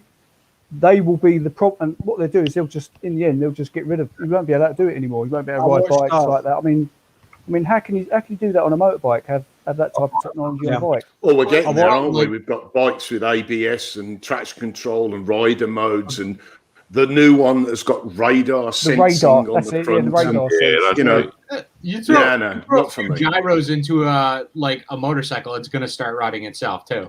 Yeah, BMW have got one that does that.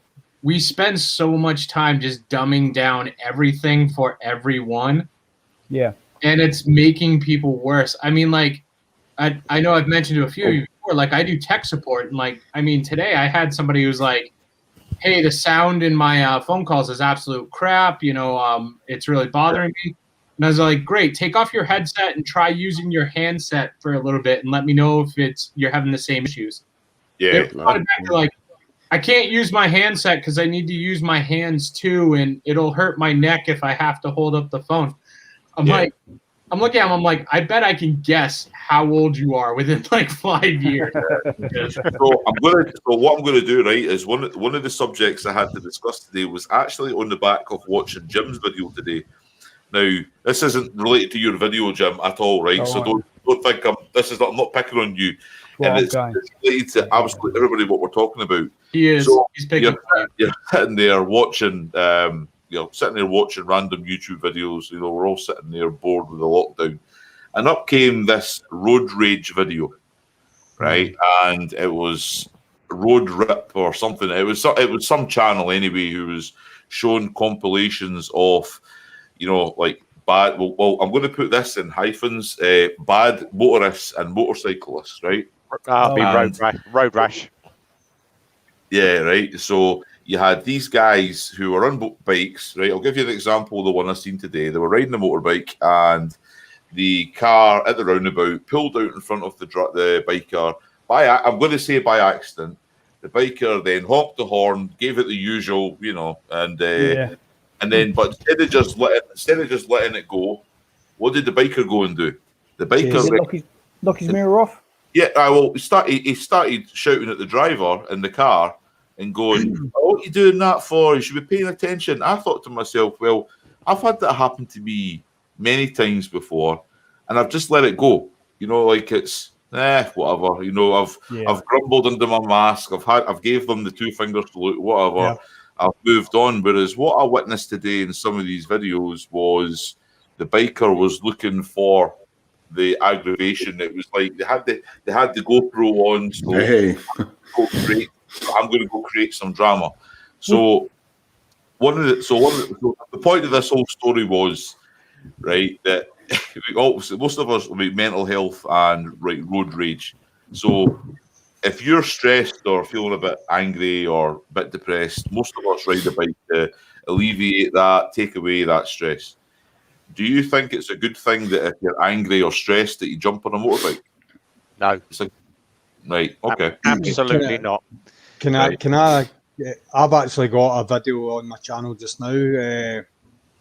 I was off my work about 5 years ago. I had stress, basically, from the job that I was doing. I was 3 months off. My bike is a barometer for my mental health. When I am clear of mind and in a good place, I can ride my bike. When I'm not, like you say, it's not a place you want to be. No, that's right. So I don't do it. And I have put my gear on. I have got on my bike. I've got 5 minutes away from the house and I've turned round and I've said, not today. Not today. It's as simple as that. Definitely. Agree with this guy down here. Definitely. So what I witnessed today, right, watching about 3 10-minute movie clips on YouTube was a lot of guys who are maybe mid-30s to early 40s. It was almost like they were looking for a fight. Yeah. Right. And it was making good YouTube content. And I was a little bit sitting there going, now, I've had somebody pull out in front of me, just like everybody here. And most of us are adults apart from him. Sorry. Right. And the way that I see it is that somebody got microphone on loose. I can hear feedback. It's feedback for YouTube. Yeah. All right. So, all right. Oh, all right. So I was watching these videos, and we've all probably been there. And I just said to myself, "Oh God, I wouldn't have done that. I wouldn't have done that." So I just it's just well, no, Rev Bomb and Zhead said the same thing. What about the rest of you guys? What's your opinions on it? Do you use smoke break? Oh, wait. Yeah, kind of. That turns me off all that type of stuff now. The majority of those ones, those videos, there's a couple of channels that do that, don't they? Show, and it's normally British bikers as well that are doing it. It's normally the majority of them. But I mean, I don't know. I mean, normally now someone does a mistake, you got to put yourself in their shoes. Half the time they don't notice if it's a bike or whatever, don't they? It's a legitimate mistake unless they have, you know what I mean. So you just got to take a pinch of salt. I mean, I try not to get. I mean, I had one where, what was it? That was an Asda driver, I think it was. But, right. Yeah, but I was in a car at that time. He went to put that in front of me, but I stopped and had a word with him. But. Right. Okay. It's just that there was a bad spate of like what I would call sensationalist vloggers, and that was looking for it all the time, looking for it. That's dangerous within itself. Well, there's always a group that's trying to find a way to get more subscribers, and they're hoping, a video like that is going to, make that break for them. I mean, personally, myself, I know, like, I've definitely lost my temper before when somebody's almost hit me. Right. But it's gauged towards how the person is. Like, if somebody didn't see me, you see them pull up and they kind of look both ways and they start to go and they didn't see me. Okay, they messed up. I might flip them off like that. Yeah. I've had people they're texting. I'm in a roundabout. They throw on their directional and they just start steering into me. Yeah. And personally, to me, stuff like that, I would rather flip out on them. Obviously, I'm not going to follow them to their house and try and get in a fight with them. Yeah. And if I have that sort of video where I'm flipping out on them, I'm not doing that on YouTube either. But that's something I'm going to flip out because in my own way, I'm hoping that maybe some of that sits in the back of their head so they learn a little bit. So next time they don't do that again. Right. It's Okay. like, you know, if you give no reaction to somebody steering into you, it's almost the equal of like condoning it. So, you know, next time they're in that roundabout and they're on their cell phone, they're like, this doesn't matter. Yeah, I get that. I totally get it. But we all can control how we react to things. That's right. Yeah. I think the best reaction I ever saw was that one with Shade Tree, wasn't it? When that car creamed in behind him. Oh yeah, definitely. Yeah, you know, that was close. The first thing you're going to do is make sure everybody's okay before you you go off and want and have a bit of a reaction. I mean, I'm sure. I mean, there's been too many accidents in the world where people have just, you know, instead of the actual near miss incident at a roundabout, the accidents came from further down the road when they've been trying to run each other or overtake each other on a dual carriageway or a freeway or something, and that's where the real injury or accident comes. You know, so. And that goes back to the part of like, you know, like I said, I'm not going to try and like get in a fight with a car, because at the end of the day, the car's going to win. A Geo Metro is going to win against my Road Glide. Like it's just basic fact. And the last thing I want to do is die because a Geo Metro decided to kill me. But the thing is, what we tend to do, there is a very, very good channel on YouTube called DDFM, Dan the Fireman, and he actually teaches situational awareness of what to look for. So you're filtering. If you see a gap, you know there's a car going to take that gap. You're going to be watching that car, and if the car does do it, then just pull up beside him, just sort of give him a wave, say, look, can you just do me a favour? Next time, just check your mirrors. You're always going to have a biker behind you. Just please be aware. Second glance, check for a biker. You don't need to be taking mirrors off. I've done it once. Where I actually pulled up, literally, Jim knows where it is, the big roundabout where you came up to Super Sausage. Yeah. On that long dual carriageway, and I actually came up behind. I never gets tired here. And the Mini was coasting between lanes, and I actually pulled up beside the car, and she's got both knees under the steering wheel, both hands texting away, and I said to her, I tapped on her, phone down. Yeah. I said to her, look, you know, I said, not only are you doing something stupid, I said, but you got a biker behind you. Be careful, love. Yeah, dangerous. I got the F off from this little blonde, and I went, I ain't going to tell you a second time. I've got it on camera. If you want me to send, and she went and spat at me, and I did launch her wing mirror off, but then I got a whoop whoop from behind me. I had a cop sitting behind me. Pulled the pair of us, and he said to me, I'm going to do you for criminal damage. And I went, do you want to see what's on my camera? I can pull my drift up and show you. And he went, what's that? I said, she was on the phone. And he watched back the footage, and he went, all right, I want your memory card. And I went, why is that? He said, I want the card. And he actually took the card off me. I had to put a second card in. They took the footage and prosecuted him. And I said, well, what about that? He said, well, she spat at you. It's assault. He said, you know, you can have her for assault or leave it as it is, and I'll do her for. And I left him to do it, and he gave her 3 points and a 200 quid fine for using a mobile phone. So, that's damn right, damn right. So there's the very fine line between actually telling someone what to do, but if they've got they're in that road rage situation, this is my space, you shouldn't be interfering. It's not going to get through to them. I don't even think it's really a road rage thing. I think a lot of people are we're very much in that generation of me. It's everything is me. Everything is about me. It's not about you. So when somebody's like steering with their knees and like playing on their cell phone, and you're like, "What the hell are you doing?" The first thought that's going through their mind is, "This is my car. It's my phone. I'm doing my drive. Don't worry about it." Yep. Yeah. That entitlement. That's totally right. So I'm going to change the subject because I can feel as though this one's a little bit depressing. just a little bit. No, you guys are making me feel like I'm super crazy. I used to know this girl. She loved to tell stories, and when I had my Kawasaki, I was talking about how I got cut off one day, and she's like, "Well, this is why I have a Harley with forward control, so I can kick the mirrors off. I'm good for 6 this season already." I'm like, there is no way that 6 people have let you kick their mirrors off. I'm telling you right now, if somebody came and kicked my mirror off, I'd just be like, They're going to hunt them down. Like, you're not winning against the car. I don't know. Like, No. it's great that you're telling these stories, but So officially, this is the first night that I've met Hellbelly, and I will never, ever, ever, ever, ever, ever cut this man up. I just witnessed what he was stroking on his lap. Oh, what? This? No, let's keep this PG-13. I know what that is. Oh, is that an AR? see, I already knew he had guns. He said he was from West Virginia. I think they give him to you. That one stays in the saddlebag. I like the T-shirt. If you look at what he's written on his T-shirt, it's something about violence. Give violence a chance. chance. That's why I'm saying you guys make me feel like I'm crazy. I love it. American.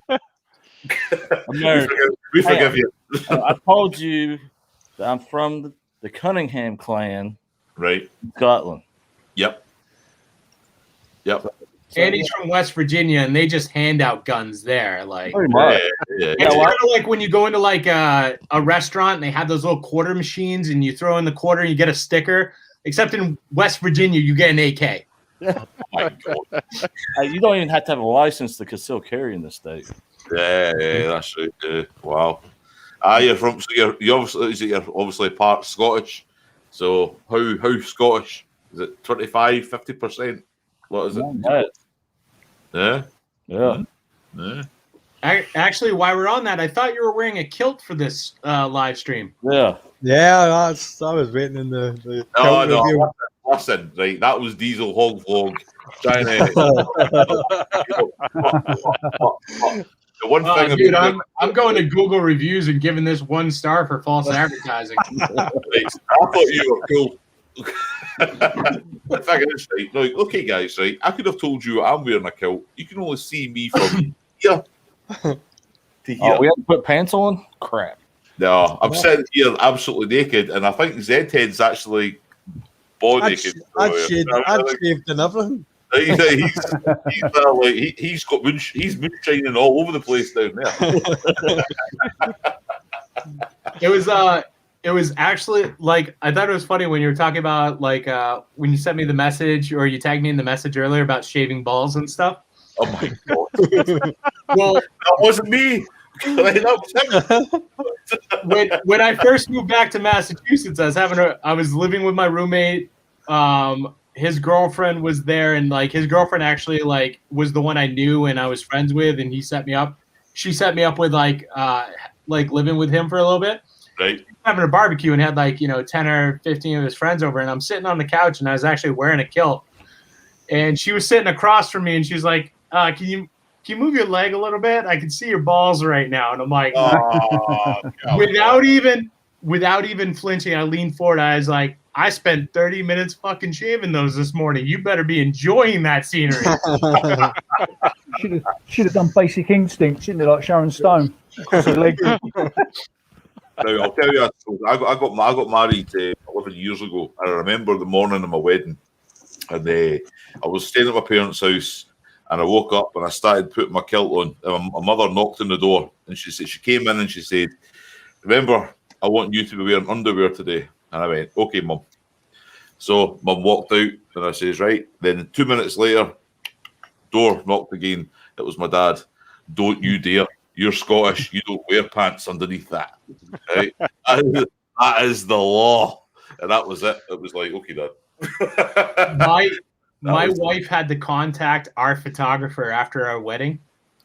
Right. And she was like, "So I think you might have photographed a little bit more than you should have. And I just need you to keep an eye on the pictures and maybe do a little Photoshop. Yeah, right, okay, right. Before we send the pictures out to the family." Oh dear. Right, okay. But yeah, going back to you guys watching these YouTube videos. So you guys watch a lot of that. I'm over here watching like off-road lawnmower racing. Oh, right. Yeah. I'll take it. Any good? Oh, it's good. Yeah, but the difference is we sign onto our computers and watch motovlog like videos. You just look out your back window and see people racing lawnmowers. Do you watch Kentucky Ballistics? Listen, I ain't the guy that built a jet engine to put on a go-kart. So For all of you, you guys, I take it we've got no Welsh people here. No. nah. No. A certain newscast, they were doing, I think it happened on Tuesday night, they were doing a live stream from BBC Wales.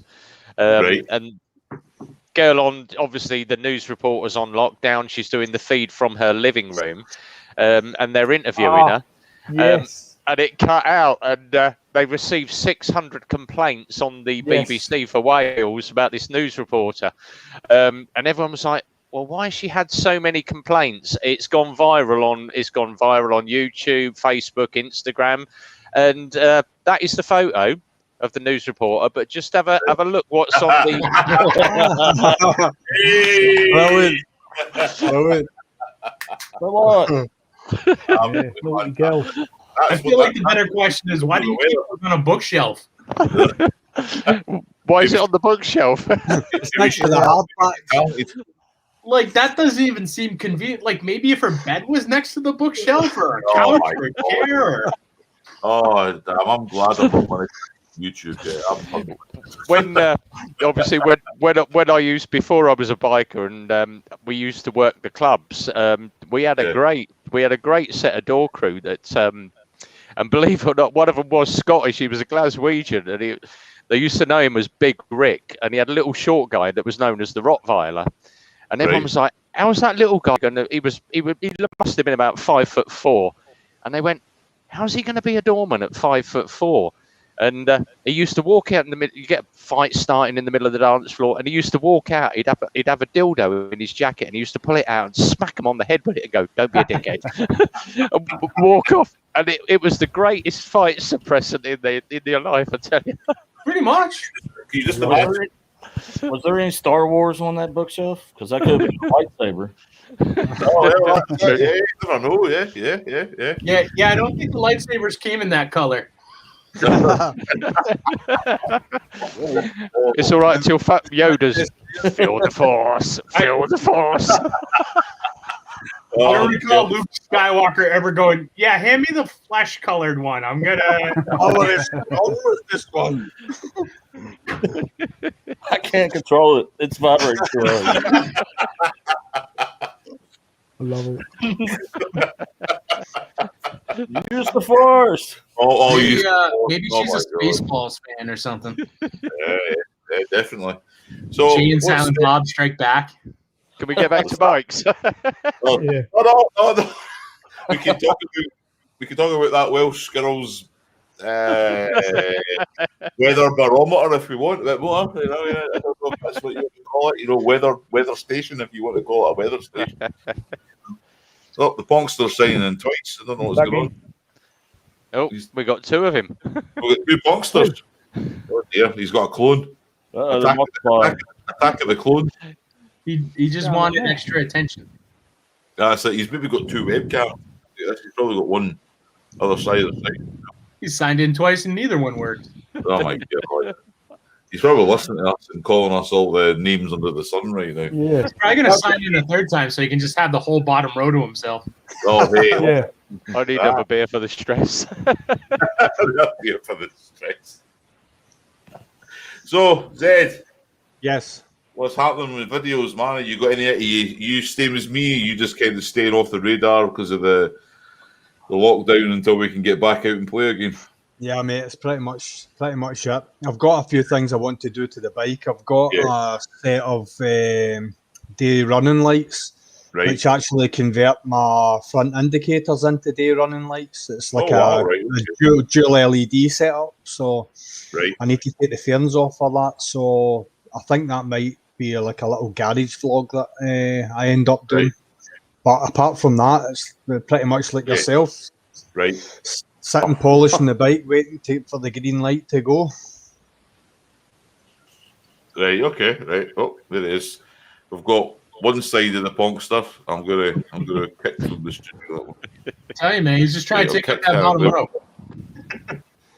So is that what you're going to be? Is that your next kind of venture then, Zed? Is it just going to, is it going to like doing a little installation video on the bike? Yeah, I'm not going down the road of how-tos. Yeah. I don't want to start trying to tell people how to do this and how to do that, because I can't be Yeah. bothered with the I wouldn't have done it that way, and it's like it does my head Yeah. in. Do you know what I mean? It's Yeah. like I'm a maintenance engineer to trade, so I know what I'm doing, and I don't need people to try and tell me otherwise. I might not actually be doing it the right way, but I'm doing it the way I want to do it. It's my bike. Yeah, I agree with that. Yeah, I agree with that. So Dude, I won't. Sorry. Just do it the way I do it. Like, I've got some install videos coming up, and I'm like, dude, like, you're not gonna learn a damn thing from me. I'm not doing this I'm doing this the worst way possible, and don't take any advice from me. And then I just start working. So actually, while we're on this, right, let's talk about that now. Is it just I mean, as somebody who I'm going to classify myself as a new moto vlogger, is the way during the winter time for everybody to do installation work? Oh, Jim Diesel, you coming back in again, are you? Yeah, I thought I'd do a bit of a punkster. And have two of me on here.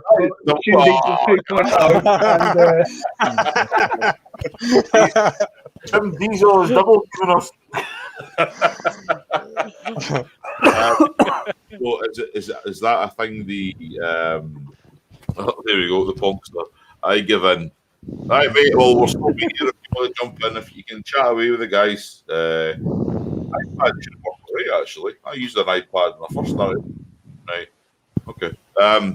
So does anybody else do these installation videos and anything like that? You know, when OZ says no.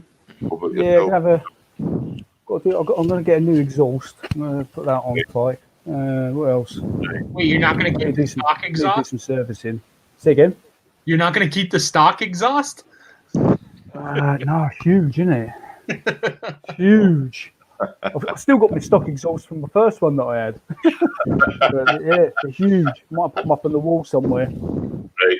Turn them into a light or something. I don't know. I've got one video coming up in about a month's time. Obviously, I've got to wait for my.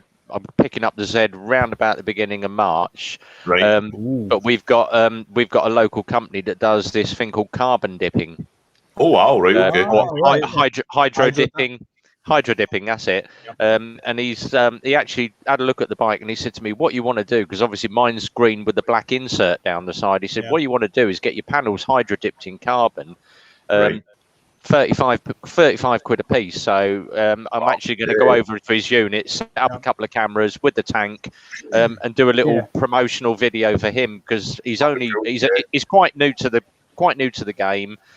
Just starting in the hydro dipping business, and he's only like a one man band. So I said to him, I'll get you some promotion off my channel. Let's put them on the bike, and if they do turn out crap, then you're gonna look a fool. So it's worth it just to see what it is. But I am into this carbon at the moment, so and obviously I've got about £1,000 budget just to spend on extras. But I've got the Akropovic cans on. That's the other thing that really winds me out. Everyone Akrapovic, no, they're Akropovic. They're pronounced Akropovic. If you go to, a lot of people say Akrapovic, but everyone knows what they are. So we've got the cans on that, but I am looking at getting some carbon mirrors, some carbon sides, and probably looking at getting myself. I picked myself up a Givey bag this week with the tank lock on it. So managed to pick one of them up for 80 quid. So it's not bad. If you're looking at carbon fibre for the Z, go to F&F Carbon.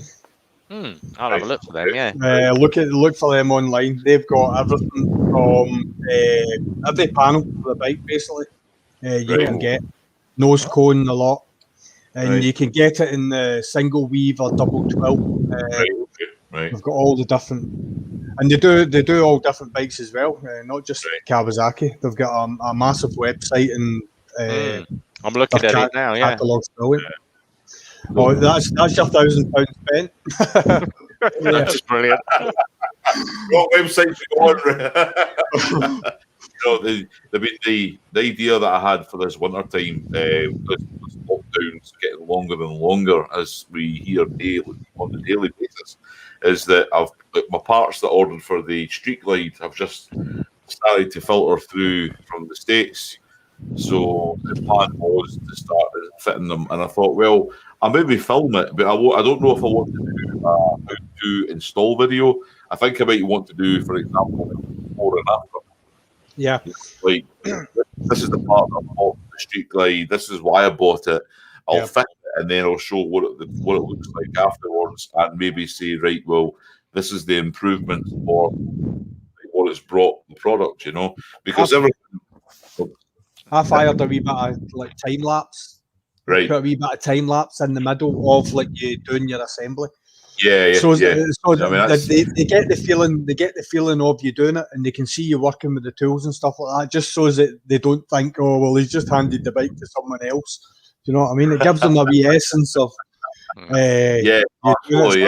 telling the story basically. But you're right, the before and the after. That's your key moments of the whole process. But add in why you chose that part and your riding style. That's the word a lot of people don't do it. They're like, I chose this because of power. No. Yeah, that's right. You guys, this is how I ride, so this is why. Tonight, a bit of research behind it. It goes a long way. It could help somebody else make a decision. Yeah. Well, I've already had somebody on my channel saying, listen, I've bought a ZZR 1400 on the back of watching your channel. And I'm like, wow. I just think that's amazing. Wait a tell them I'm your fault. I think a lot of people don't say why they want this I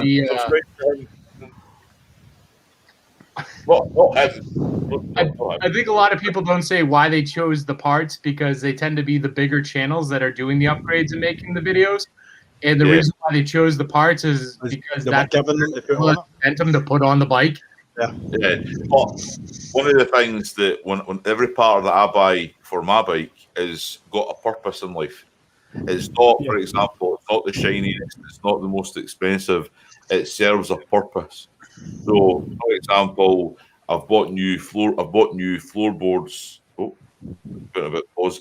I've bought new floorboards like for the bike, but they're the Kuryakin ones that are actually hollow. They're spikes. They're more like cleats, if that makes sense. So they're more grip to your motorcycle boot, because the ones that come on Harley are rubberized, and when you've got wet feet and you ride your bike, all my feet do is slip right off.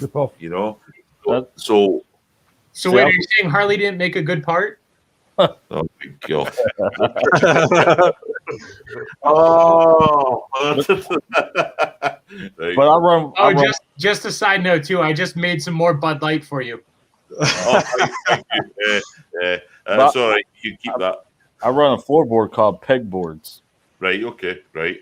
Where like they're thick in the back, and then as you come up, they're skinny, and you can actually put pegs on them. Ah, right. Okay. You can either ride them as a floorboard, or you can put your down and ride them as a pegs. Ah, right. Okay. Right. Oh, these one. You know how you get the what they called again? It's like you put the spikes on what they called again on snow boots when you go hiking up the ice and stuff like that. Yeah. These look like a very, very junior version of those.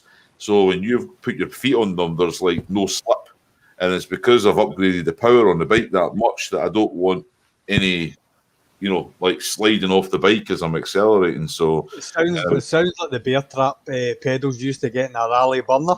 That's exactly. I've got a marks in the shin. So you're saying Harley has power? Yeah, a little bit. Well, he's grading on a curve, like.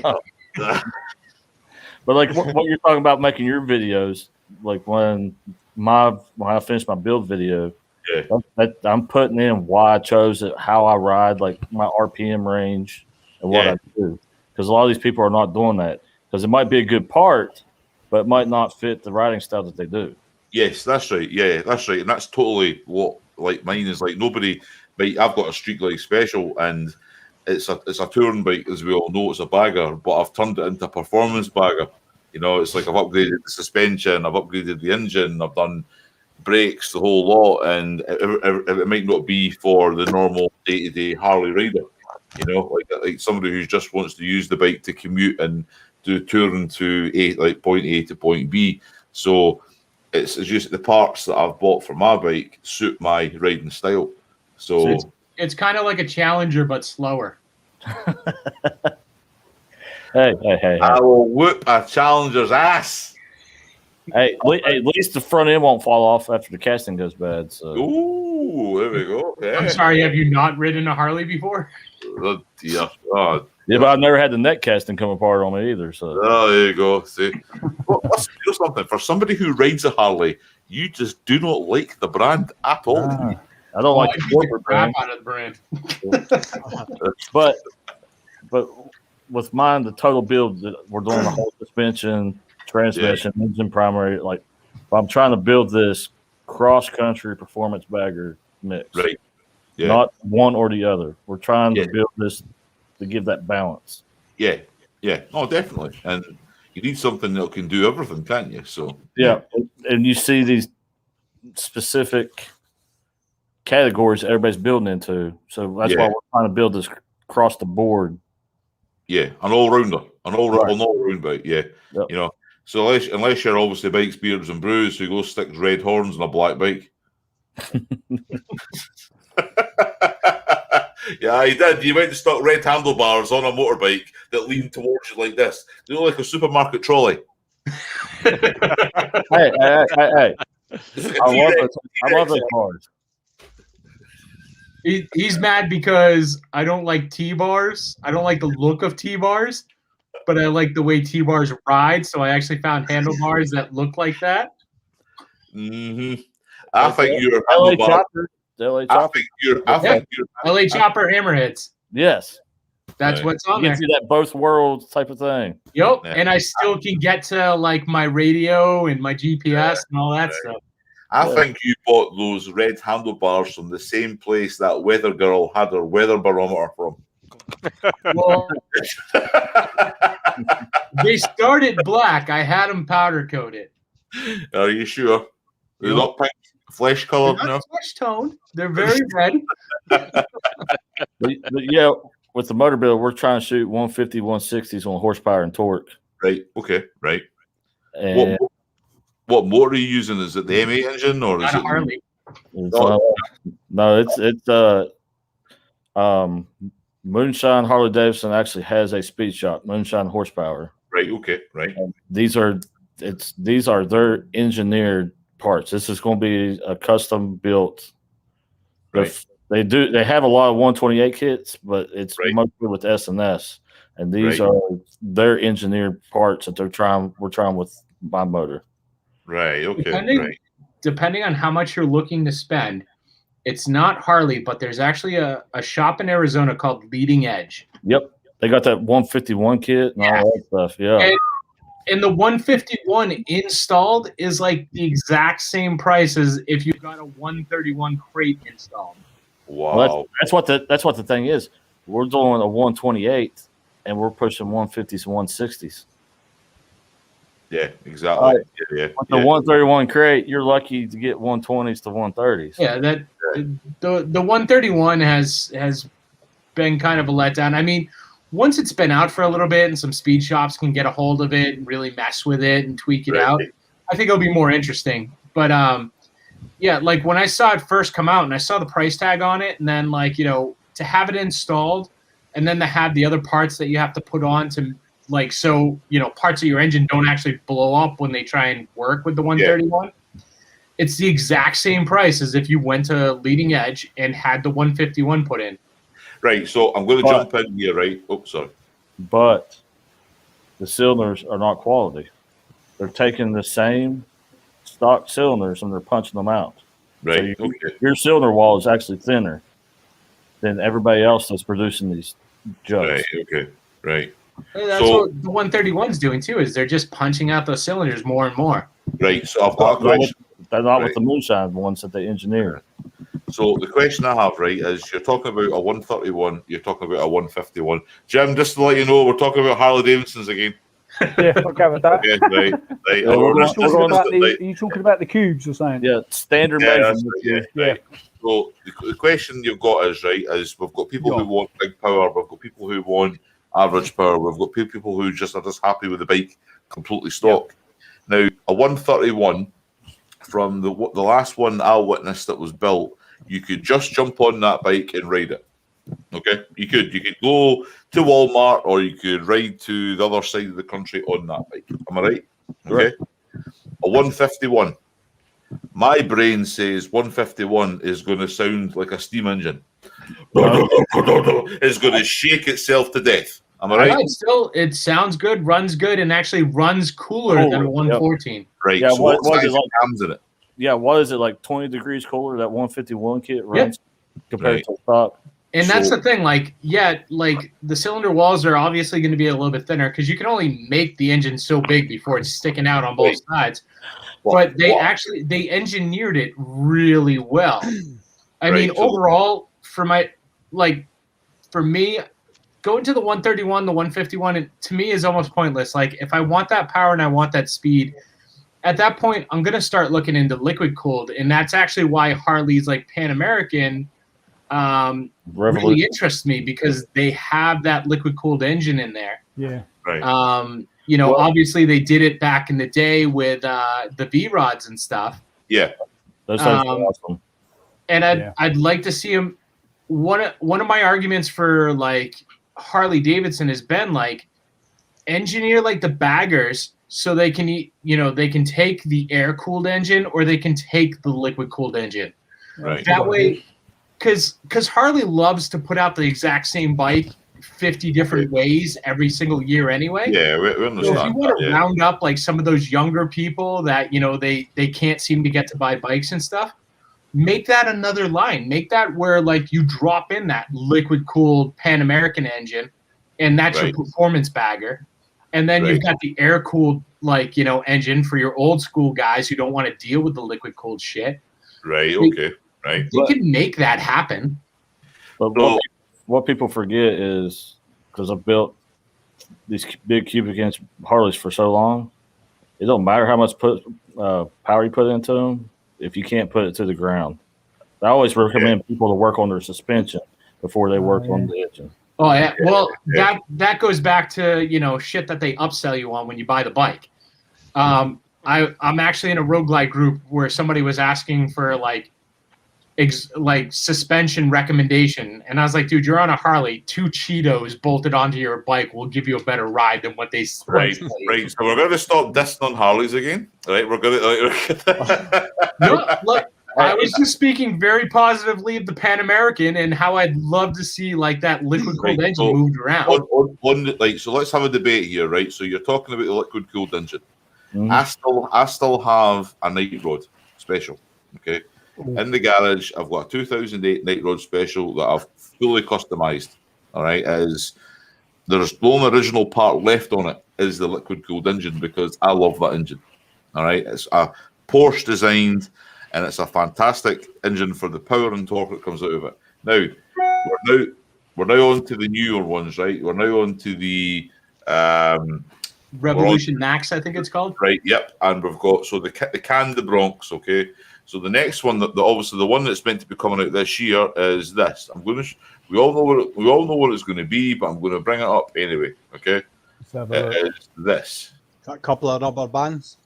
No, right. Right. So this is the Harley Davidson. This is the custom 1250 they're coming out with, which is that's not even next though. The next one is the Pan American. They're both using the same engine. But this is the one, right? So between everybody in this room, nobody is probably going to buy the Pan America. Okay. You could just say nobody's going to buy the Pan America. Yeah, pretty much. Right. So what I'm saying is that anybody we don't seem like the adventures. We don't seem like the adventure biker types in this room. Okay. So I don't know. I would. My apologies. I quite like the look of that. It's like quite looks. Yeah. It's unusual. Well, not unusual, but it's a good. Yeah. I would agree. Yeah. I would say it's a good point of entry to Harley Davidson for somebody who doesn't usually buy Harley Davidsons. I think it looks smart. I think it looks. Yeah. It doesn't look any worse than the BMW GS Adventure. Well, that's what I was saying too. Like, I mean, a lot of Harley's approach over the years has been like, either they do this like shotgun blast of they put out like 100 different bikes and hope a couple stick, Yeah. Right. And then they end up discontinuing like half of them. Yeah. You know, they just did that in the 2021 year. They discontinued a bunch of bikes, or they try and aim for just one group. Millennials. Right.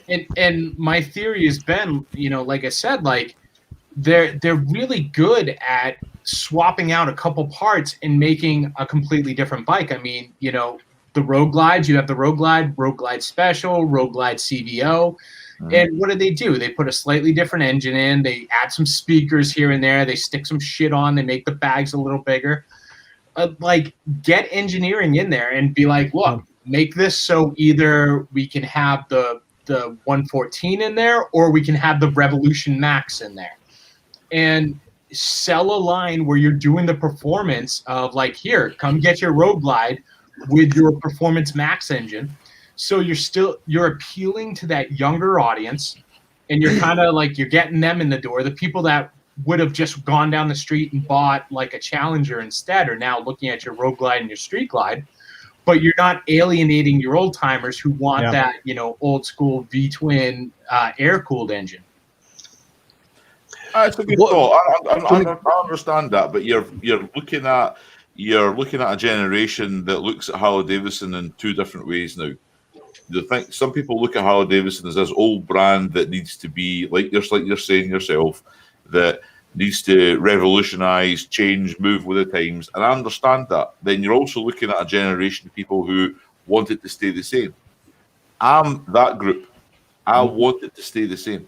Yeah. Well, and that's why I'm saying, like, the engine swaps, because you're appealing to both, like, because you're appealing to the people who want it the same.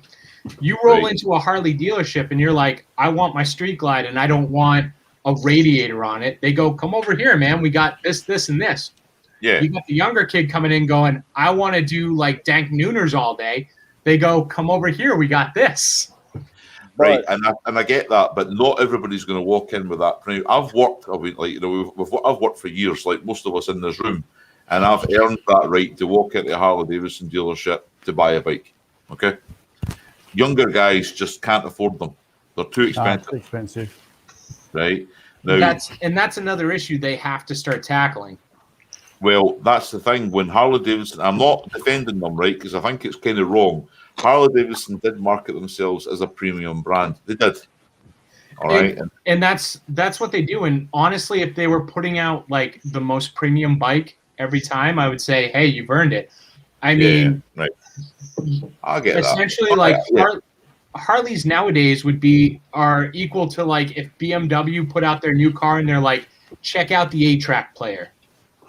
Yeah. All right. Okay. Right. Fair enough. All right. But I can see this being this argument that's never going to win tonight. So yeah, but I think they would do better if they focus more on being tradition, old school Harley. Yeah, that's right. Yeah. Because even you're not getting the new people, they grow up and then they want to get into that culture. They want that tradition. They want right. So if I walked into Suzuki, right? I'll finish off this one for me, right? If I walk into Suzuki and I'm walking into Suzuki or I'm walking into Kawasaki, I'm not coming out of there with a touring bike or I've got the word a cruiser, right? I'm not coming out of there. I want a sports bike. That's what I want, right? When you walk into Harley, what do you want when you walk out of Harley? You want a traditional V-twin that looks like how you see it in the books. Am I right? That sound, that feel. Sound, look. You walk into Honda, Honda's got super bikes. You walk into Suzuki, you walk super bikes. You walk into Kawasaki, super bikes. You don't walk into Harley and say, I want a liquid cooled super bike that still looks like a Harley. You get a Harley because it sounds like a steam drink or a potato or whatever, you know. So you have a generation currently that's turning them into performance baggers.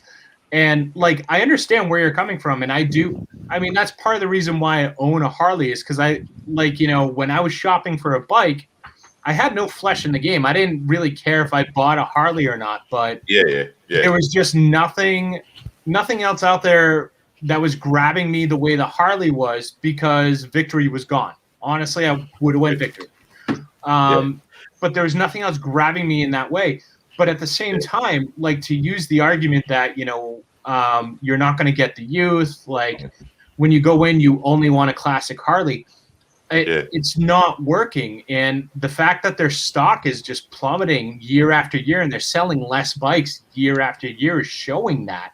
The plan that they're using now just isn't working.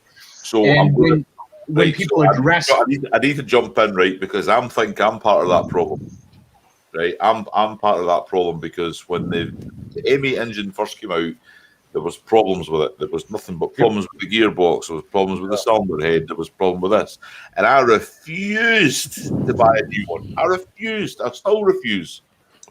So people like me who have the big twin, the 103s and the 110s and all that, right? We have decided that we're not going to buy these M8 engines until they perfect it. Right. But that's the way all Harley engines are. They always come out. So it's taking a big dip right now. The coronavirus, blah, blah, blah. People, they're going on right now. And then once they get the M8 back up, running the same kind of way as the big twin does or the old Evo engine, I'll buy one instantly. Why? Because I love you, mate. I was a twin cam guy. Yeah, all right, okay, right. So I mean, the thing is, like, the M8's already been out for like 5 years, and I mean, it's about as refined as Harley's going to refine it. Yeah. It is a good engine. I like it. But if Harley was smart, they would get with the people that's doing all this aftermarket stuff and creating this trend, and then start pushing the bike towards that trend. Yeah, well, that's one of the biggest problems with Harley is like. There's all these ideas that kind of like fly out, like, you know, what I'm saying, what everyone else on the internet saying, like their suggestions. And Harley goes, they hear it all, and then they go, hey guys, we got some new paint, check it out. Yeah. And that's what they do. Like, and I get that you can't revolutionize the bike every single year. I get that. You don't need to. That's the thing. The aftermarket guys have revolutionized what they're doing with these bikes. But like any manufacturer on earth, like, I mean, somebody else had pointed out to me as well, and I totally agreed with them. Like, you know, you don't see a completely new Ford Mustang every year. You don't see a completely new, like, Chevy Camaro every year. There's a couple of years, and then they go back and they redo it. But the thing is, all these dealerships and even other motorcycle companies, they don't hold these huge annual events every year and try and make a big deal out of it. And I think that's part of where Harley kind of gets that bad rap, because every year they're trying to make this huge thing, and 9 times out of 10 they're like, check it out, we repainted the bikes, come get one. No. Right, so I'm going to take this conversation off Harley Davidson and bring it back to the sports bike guys, all right? Because I feel like I need to get them involved with this, all right? But before I do that, all right, because I can feel Bikes, Beers and Brews is getting a little bit, like, who's that? Well, no, because I was just speaking positively about, like, you know, what Harley can do. Right, like, so, if I only crapped on Harley, I get it. But it's like, I'm like, hey, you know, I want to see the brand succeed. I would love. There's never been a night where I go to bed going, man, I hope they're in like chapter 22 tomorrow, or man, I hope a Chinese company buys them. Yeah, I want to see them succeed. But can I quickly jump in? It was something the Punkster said earlier on. Hellbelly, obviously, he said Punkster was struggling to find your YouTube channel. So do you want to give the guys like what your name of your channel is so they can look you up? And because actually my Instagram and YouTube channel is both the same. Right. Me and my old lady, we're doing this together. Right. And since I'm Hellbelly and she's Mrs. Hellbelly, right. My channel is Hells on 2 Wheels. That's the number 2. Right here on this. So Hell on. I'm just double checking that. I know what it is myself. I'm just putting up. There we go. Hells on 2 Wheels. Right. So that's your. You know, just because he mentioned it, and I'm thinking, well, there's 10, 11 people watching at the moment, so they might want to try and find you as well. So, like I said, we just got into it, but we have the whole year planned. Right. So. Okay. Yeah, that's what it's all about, you know. So, right. So, sports bike boys. Apart from dressing like Power Rangers. No, don't do that. And you're giving me crap about making fun of Harleys? Well, I've got to give a go. So What's the consensus on the sports bikes market? Do you think UK is forever known as sports bike Britain, as we know? Yeah. Do you think? I don't know. It took a bit of a show hit, off the didn't new it? levers. I think the naked market's a big market just now, to be quite honest. Yeah. So Right, it went from, didn't it? It dropped. Superbikes kind of took a bit of a back seat, especially like the 600s, and then it went to everybody was switching to adventure bikes. Right. Yeah. So like guys in their 40s and that. Normally you have that progression, didn't you? You get sports bikes, didn't you, when you're younger? Get that out of your system, and then the progression is, isn't it? You're getting older. You can't get into that position anymore. So normally you would have gone down the Harley route or get yourself another cruiser from like Honda or whatever. But now, then they started. They brought out the adventure bike, didn't they? And you had a long way round and that, and everybody started going adventure bike route. And now it's like you said, now in it, it's nakeds in it, like bobbers and stuff, and naked street bikes and all the rest of it. So it just seems that what they're doing is they're taking like say like an R1 engine. I mean that's what's in the MT10. Yeah. It's slightly, if I'm correct, it's slightly detuned to fit more mid-range. To fit with that bike. So, and the market is absolutely massive. I mean, you just saw like only the other week, Triumph just released the new Street Triple, which again is like, why would Triumph do that? Why would Triumph not bring out that MotoGP 2 bike that they've got just now? Why would they not just put a registration plate on and sell that? But they went with a naked bike. So it shows you where the market trends are at the moment. Yeah. No, that's true. Yeah, it's just that, like, why though? Why do you think it's went from a sports bike, like an R1 style, like head down, ass up, in the air, to a naked? Do you think it's more of a comfort thing that they still want the power, but they want to be comfortable delivering that power? Yeah, it's more usable, isn't it? So like an R1, for instance, got no low down power in it. So you could be on was it Street Triple? Was that the little one? Yeah, that's a little one. That will smoke that at the traffic lights because it's got low down grunt. So and that's why a lot of people, that's why Ducati and people like that have been doing so well, because they've got the low down grunt and that in it. And the Japanese try to bring out their own V-twins, but naked. They're just more they look better, but they like you said, they're more more practical. Yeah, you can go to the shops on it, whereas you got like a full-on sports bike in it, and some of it is ridiculous. You just because when I first started riding bikes, I passed my test. I jumped on an R6, and it was the most ridiculous thing ever to do, but I did. And but one of the things that it did provide me was it made me improve my riding ability for the road. It was like faster responses, able to lean, able to like go around corners, braking, all these things. I went to Mallory Park. I did the Superbike race school. I did up at the Knock Hill racetrack. I did that, and then I eventually started working away and got into Harley Davidsons. And I can ride my Harley. I can lean over and I can go around corners with it pretty easy. I mean, I know you don't have these things in America. These corners, these magical things, and right. And when I ride these bikes. I'm forever grateful for having a sports bike when I first started. And you say it's like the problem you've got is you've got a lot of born agains, like the guys who have maybe stopped riding bikes at maybe my age. I don't know how old Zed is, but they have kids. 21. 20 years ago. Is a youngster. 20 years ago. I'm 47. 47. He's a youngster. Yeah, I came up with Gixxer. The reason I went from sport bike to cruiser was because of a pinched nerve in my neck. Right. There you go. Okay. Right. That's the only reason I came off sport bikes. See, so would you still ride it now? Like, not for long distance. Right. Well, that's a very valid point, and that is the whole thing with the naked. You can ride for long journeys without your wrist being absolutely agony, your back being sore, your hip being cramped, because we're not all Japanese test riders, to be fair, and that's what these bikes are set up predominantly to go fast, and it's Japanese Yeah, riders that's right. are set Not up. on a naked, you don't feel obliged to No. go like a No. mentalist here. No. Whereas I'm on a naked six- or an adventure bike, you can Yeah.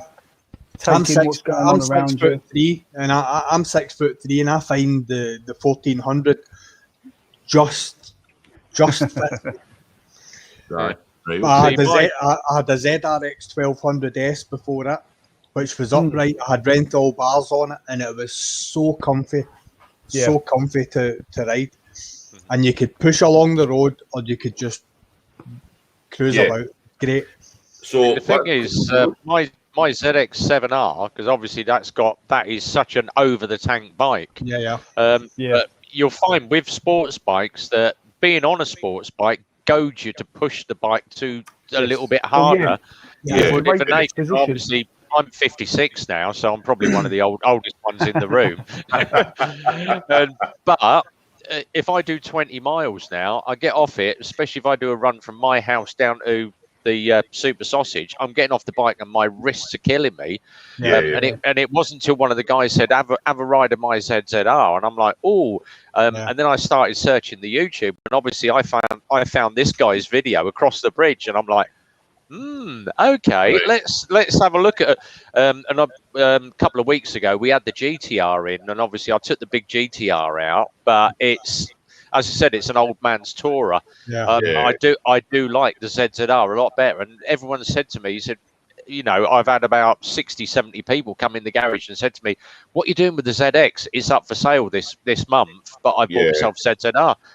Oh, once you've bought that, you will never want another bike. It tours. No. It's a sports bike. It's a hyper bike. It does everything you want it to do. I totally agree. I cannot think of another bike that I would want to own. I will own other bikes, but I'll still have that. So here's a question. So you've got the evolution has went from hyper bikes, super bikes to upright naked sports bikes. But they're now providing these bikes with cruise control. My MT10 that I had cruise control on it, and I always thought to myself, that's great. It's almost like this bike's meant for going fast and pulling wheelies, but they've put cruise control on it, and they say, you can go touring on this bike.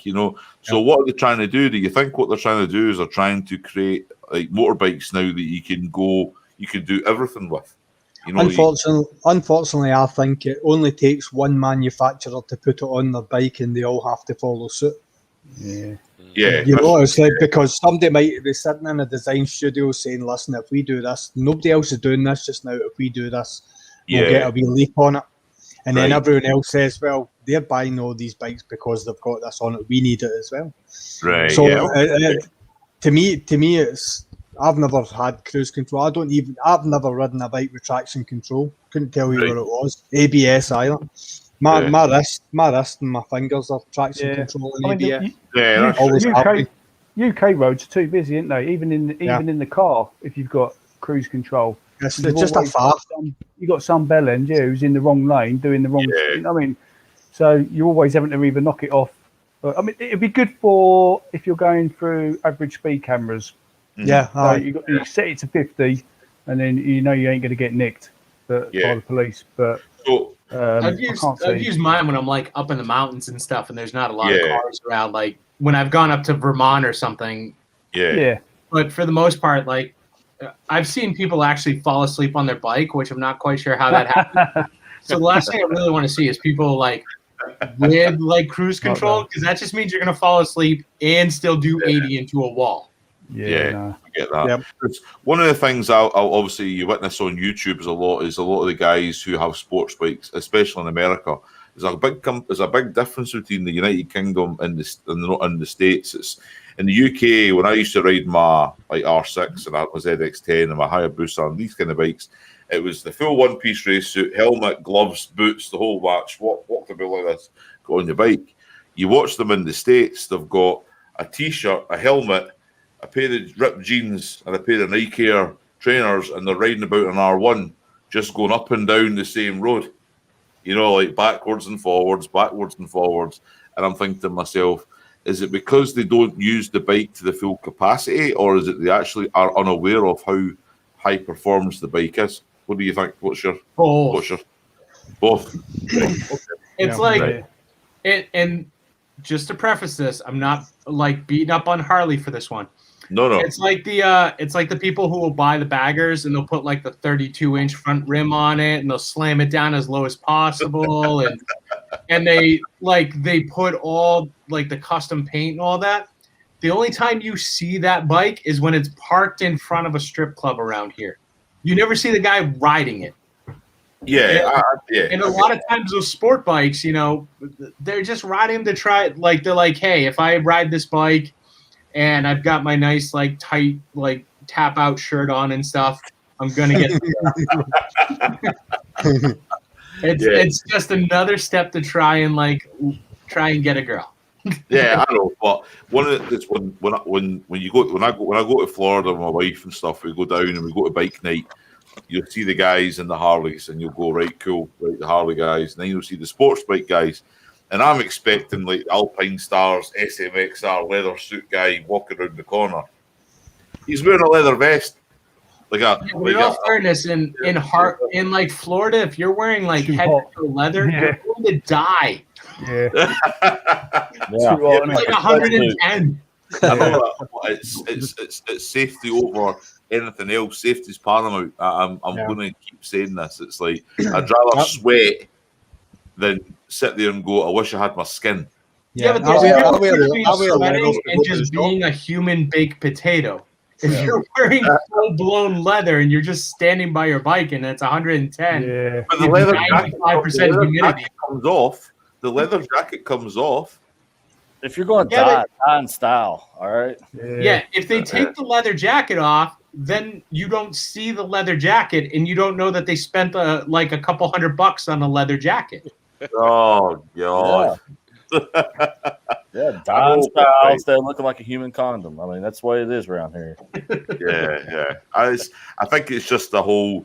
It's almost like self-preservation. You know, I want to ride a bike quick, but I want to make sure that if the worst was to happen, then at least I'm protected to some degree. You know. Unfortunately, you know, most riders, at least in the States, it really comes down to what can I do that I think is going to get me laid. Right. Okay. Right. But that's the same everywhere. That's the world. But that's why they're not dressing like Power Rangers over here. Yeah. Or when they are dressing like Power Rangers, they're doing it to try and look cooler than the other guy. Right. Like Okay. It's the whole one-up thing. It's like when, you know, the guy on the 1000 pulls up next to the guy in the 600. Right. I'm going to pause you right there, and I'm going to speak to the three sports bike riders. Do you ride sports bikes to pull women? No. Yes or no? No. Right. Okay. We ride sports bikes because the girls that ride sports bikes dress in nice clothes. I've got that picture. That's a pair of the dumb trousers. You can see the lips moving, but you don't know what they're saying. Well, that's the same in the States. Is new riders will automatically go try to get a 1000 just to be cool. Yeah. I mean, I've had friends that just recently just started learning how to ride. Yeah. And their whole thing is like, well, I want to go get a bagger. And I'm like, no, you don't. Like, why not? I'm like, you have less than a season under your belt. You're going to go drop $30,000 on a bike. How are you going to feel when you drop that $30,000 bike because you're too stupid to know how a kickstand works? I can answer that is because if they've already got $30,000 to buy it, they've got the money to fix it. Well, that's the thing. Most of them don't, though. They finance it. Yeah. Or around here, you're lucky that it's even got a so. Or I have the friends that are like, you know, I've got one friend. He's a perfect example. He's got a wife and 2 kids, and a couple of his friends around him start riding, and they started getting bikes. And he's like, I need to ride right now. And he's like, I'm gonna go get like a $200 bike, and I'm good to go. And I'm like, dude, what do you have for gear? He's like, nothing. And I'm like, what do you know about bikes? So when you're shopping, he's like, nothing. I'm like, you need to look at that bike. You need to look at your budget. And then you got to look at your wife and kids and go, do I want to come home to them at night, or am I trying to get the fuck out of this as quick as possible? Because if you're trying to get out of it as quick as possible, keep down that path. You're doing a good job. Spend the money.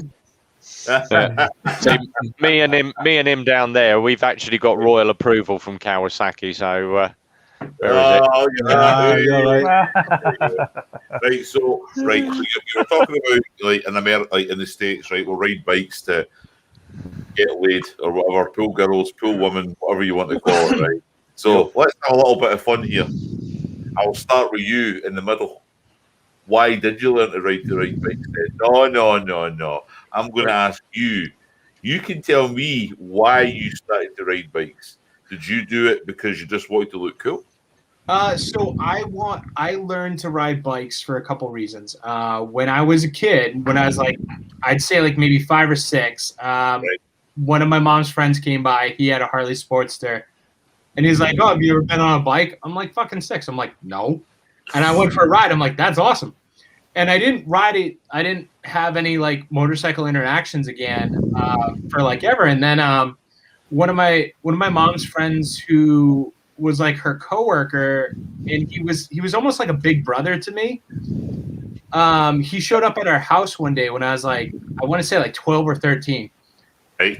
Shows up on a Sportster 1200, and he looks at my mom. He goes, "Jade, I'm taking your kid. I might be back later tonight." And she's like, "Yeah, all right." Throws me on the back of this bike I've never ridden before. Gets on the highway, and we go straight to Laconia to Bike Week. And I'm 13. I barely know anything about motorcycles, and all of a sudden, like, I am in like Mecca motorcycles, like, just total motorcycle culture. I'm surrounded by it. There's bikes everywhere. I'm like, there's boobs everywhere. Yeah. Yes. So this is back. Laconia, every year they try and make it a little bit more sanitized, but this was back in the day when girls would actually just be in the back of pickup trucks. The truck would be driving down the road, and the girls are just flashing every bike as they're driving. And I'm like, this is awesome. Right. But even on the way up, like, we pulled over at a diner to get breakfast, and we started talking to 2 other bikers, and they're like, "Oh, you guys are riding up alone?" Bought us breakfast and rode with them. All right, cool. And that really stuck with me. So as I got older, I'm like, motorcycles would be so fun. And I also do a lot of just dumb shit. So PG-13. We do a bunch of dumb crap. Like, I used to work at an airport, and we used to have like a moose that would walk out on the runway and stuff. So I used to chase it all the time because I wanted to get it in a headlock. Yeah. And it kept running away from me. And I thought it was because the pickup truck I was chasing it with had a loud exhaust. So I started chasing it with a mountain bike, and it still kept running away. The same year, I was going over my drummer's house, and he lived up this long dirt road, and a black bear started crossing the street, and I saw it, so I jumped out and started chasing the black bear. Right. So I wanted to put it in a headlock. So I mean, motorcycles were just a natural progression. I'm going to move on, and I'm going to move on to Rev Bomb because I feel like I'm going to be here till 2022. It's not going to get any better down here. It's not going to get better down here. Oh God! Well, oh God! Why did I want to get into it? My dad was a biker all his life, and obviously I got into it at 5. Did semi-professional motocross from 14 to 16, Team KTM. The embarrassing thing was when I got to 16 in the UK, you can only have 50cc. And obviously I'd stepped from 420 KTM down to a 50cc and ended up with my granddad's Pooch Maxi. Right. And I got ripped at school. Everybody else had the Honda SS50s. Everyone had a Fizzy, and I had this pedal along scooter. But the godsend was obviously when I signed up to do the army, I went to go in at 17. And my dad said to me, "You can have my bike. As you're going in, you can have my bike." And I was still in sixth form. So, of course, all these kids are all on 50s. And I turn up on a Honda 250 Super Dream. And I'm like, yes, pass me test. Following week, my cousin said, "You can take my bike to school." So I literally went from 250 to a 900 ZX9R. Wow. Turned up at school, and it was a pussy magnet. See, at least that's honesty. Yeah, but and it's like, "Do you want to come on the back with me?" There we go. Where do I put my hands? That. Hold my thighs either side. But But we did have a good one. I took one of because obviously my wife detests motorcycles. She hates motorcycles.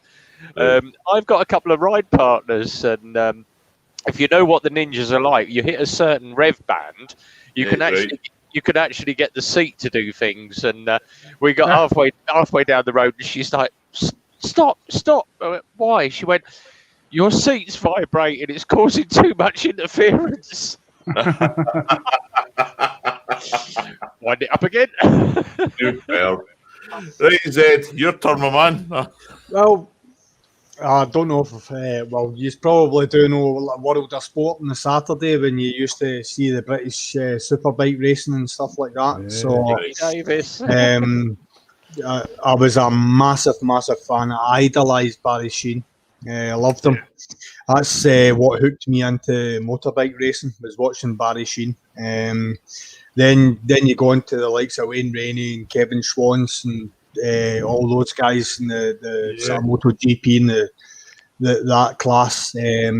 So all the way through, I absolutely loved the biking, but I stayed with my mum and dad, and my mum none of my family ride bikes. Right. So my mum said, "Not while we stay in this house." Exactly what I got. So I had to wait until I moved out, met my wife, who again, like Rev Bomb, my wife does not like bikes, which I love. It's my passion and it's my escape from the family. So moved into the house, got my bike, and the rest is history. I absolutely love it. As you can see, you've got the Mike Halewood top on, top on the now.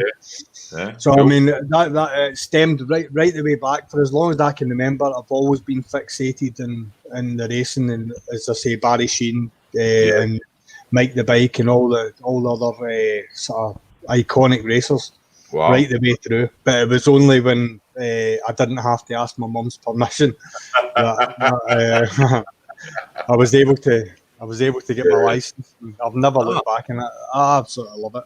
The people that I've met.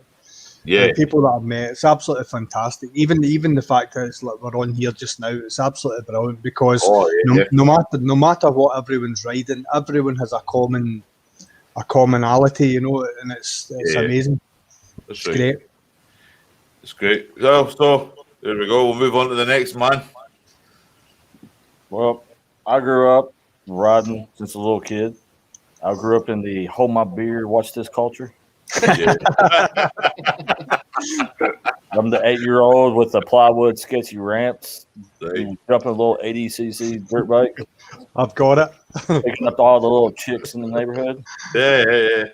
But I really didn't get passionate about riding until after my first deployment. Right. Okay. And I started really riding, dealing with the stress coming back, and the reason I thought I loved it was because you can't think about anything else. You got to focus on riding. Right, okay. So it don't allow you to think about anything else. Yeah. And that's when I kind of got into the Harley culture right after that. Ah, okay. Oh, superb. Right, Jim. Yeah, pretty much everyone in my family had bikes. So, my granddad had bikes. My dad had a bike. He had a 250 Super Dream, which I remember sitting on when I was younger. So, I wasn't really interested in cars, and as soon as I was 17, I went out and got my first bike. Yeah. So and like Zed said, I was into back then. It was like the golden era, wasn't it? MotoGP and stuff. You had like Freddie Spencer and you had Randy Mamola and all those type of people and that. And it's it kind of rubbed off. But most of the family, I've got uncles and whatever, and all ride bikes, and that kind of it was that type of progression. It just felt normal to go out and get a bike. Yeah, I think like I'm the same. I'll give you the quick brief on mine as well. Like my dad had motorbikes. He had a 250. Like back in the day when you could ride a 250 without a license. Yeah, that's it. And my dad had his. He had a few accidents when he was younger, and he stopped riding. And then I started going to the States for holidays around about the age of 12. And that was when I started, witnessing the Harley Davidson culture and the big choppers and all that kind of thing. And then, and my mum said, "Well, you live under this roof, you will never have a motorcycle." I moved out my 21st birthday, and it was that's it, and then I got one, and my wife hated it. She did not. She despised motorbikes. She hated me going out in one at the time in the early days, and then she started coming on the back, and she didn't like Yeah. that very much. She decided one day to say, "Well, I'm going to go and get my own." And now I have a bike, and now my wife has a bike, and that's however it'll ever be. So I'm quite blessed in a way. I know, like Zed, he doesn't write. He's quite happy that he has his things from the Escape, and that's a. Whereas I really enjoy riding with my wife, like on the bike, and then my brother rides as well. So we all kind of go out as a group, like not everybody's always free to go out for a big group bike ride. So I always know that my wife's available, and I know that my brother's ready to go on his bikes as well. So it kind of does work out that we're all quite a big biking family. We all have Harleys now, so it's kind of worked out quite well. So yeah, it's quite cool. So yeah, it's a whole. As you say, it's the people that I've met. I've met some crazy people, that's for sure. Yeah, especially. Oh. Everybody still? Yeah. Hello. Hello. Hi. What's happened there? All right. Okay. I don't know what happened. I don't know what happened. It just kind of went a bit scary there. So, yeah, so it's quite good. The people that you meet riding motorcycles are all a little bit different, aren't they? So, can't really complain. We're all different in a way.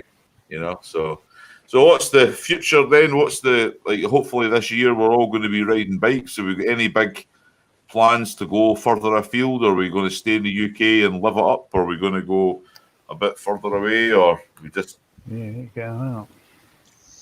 Hopefully try and get a ride, go down and see Gesto and Lane down in Spain if we get a chance. Go probably take Jim with me if Jim's up for it. I'll be up for that. I know Reevy was up for it.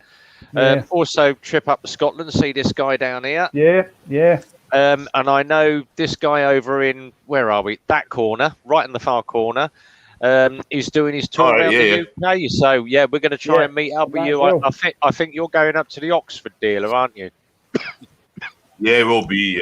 Yeah, I'll be doing them all. So so we'll come down and meet you, drop some cash in your bucket for you, and give you some support. Yeah, that'll be cool. That's going to be good. So what I'll do, actually, while we're on that, I'll just do a quick update for anybody watching. I wasn't going to make a whole new video on it, but I'll do it quickly now for a minute. So we've contacted a lot of the dealers. We haven't heard any replies back as yet, but I can only imagine because everybody's working from home right now and all the garages are shut. So what we're hoping to do is we're going to try and get dealer T-shirts. Dealer T-shirts donated, and then what we'll do is we'll raffle those off for charity. Because not everybody can visit all these different dealerships up and down the UK. And what we'll hope to do is we'll auction them off, and I'll maybe do it on a live stream. Hopefully, I'll basically get the T-shirts put up on live and see if anybody wants to donate. The money I don't want the money to come directly to me. I want it to go straight to the British Heart Foundation page. So if anybody when anybody wins, obviously wins the bid on a dealer T-shirt, it just basically goes straight to them, bypasses me altogether. All I do is just send the T-shirt out straight to the person, and I'm quite happy with that. And then we're hoping to try and see about getting as many people as we can to tag along. I understand it's a big journey. I think right now I've got about 4 people coming along. The initial start off is in Glasgow. And then by the time we maybe hit down south or what, maybe have 5 or 6, including some of you guys. So it should be good. The only thing we've got right now that's causing the big delays is really this lockdown. Even before, if they ease up the lockdown, we might only be able to go so far within our districts. So I might break around and say that everybody in Scotland really shouldn't be crossing the border into England. It might happen. Yeah. So we'll see what happens, and hopefully things will improve. But as I say, it's for a good cause, the British Heart Foundation. Anybody who hasn't watched I'm not trying to do a shameful plug on my YouTube video, I promise. But I have made a video, my last one, that explains the process of what we're doing. So if anybody wants to go on and watch that, it's just tells you what we're trying to do and how it relates to my family directly. You know, with my father passing away. So, Gareth, one of the things you could look into on that is like GoFundMe. yeah, we could do it. Yeah, right. Okay. They actually have it where like you could set up this and like your entire page. You could have like your story on there. You could have a link to your video, and then you can make it so like you link the British Heart Foundation to the GoFundMe. So when people put money into it, it's not going to you; it's going to them directly. So you don't have to handle anything, and it would make it easier for you to keep track of who's donating, so that you could put them in the raffle for T-shirts. Right. Okay. Well, it's something. It's something we have never done on this scale before. You know, a lot of people use this as their bucket list item. I'm very fortunate that we have the time to do it. You know, we were going to take 12 to 14 days to do it and turn it into a bit of a holiday for us because everything's been delayed. But we're hoping to, get to every dealership and, like, make an impression. Unfortunately, when you do something like this and you send messages, until it becomes this big media event all over social media, nobody really seems to stand up and take notice at the moment. So I'm hoping when the minute we start it in Glasgow and we film it with using Instagram and then start tagging all the dealers in, maybe start recognizing that we're on our way down, and hopefully getting the biking community to maybe share it. It's one of those things we'll never know until we get there, so it should be good, So contact local news stations there, like a good story like that. Yeah, I'll definitely do that. If you can get because the media will just keep it going and going and going. Yeah, it'll be in your favour, It'll be great. I'll certainly be there at Glasgow. That's 100%. Oh, superb, mate. Yeah, perfect. Yeah, perfect. I'm looking forward to it. It should be good. I can't really contact waiter. Contact waiter. I don't get the side chat. I'm trying to figure out what's going on. It's distracting me. So it's definitely going to be a good run. 1,000-mile round trip. We'll do it on Harleys, obviously. We'll probably be doing a mixture between camping and bed and breakfast if we can, depending on where we are, depending on time. It's all the same thing, isn't it? And so that'll be that. So, what about yourself, guys? You got much? On that news, guys, I'm up for a 5 a.m. start, so it's half 11 here. So I'll catch you guys, whatever you're doing this weekend. Be well, be safe, careful. You too, man. Right. Cheers, guys. Take care. Always a pleasure, buddy. Take care.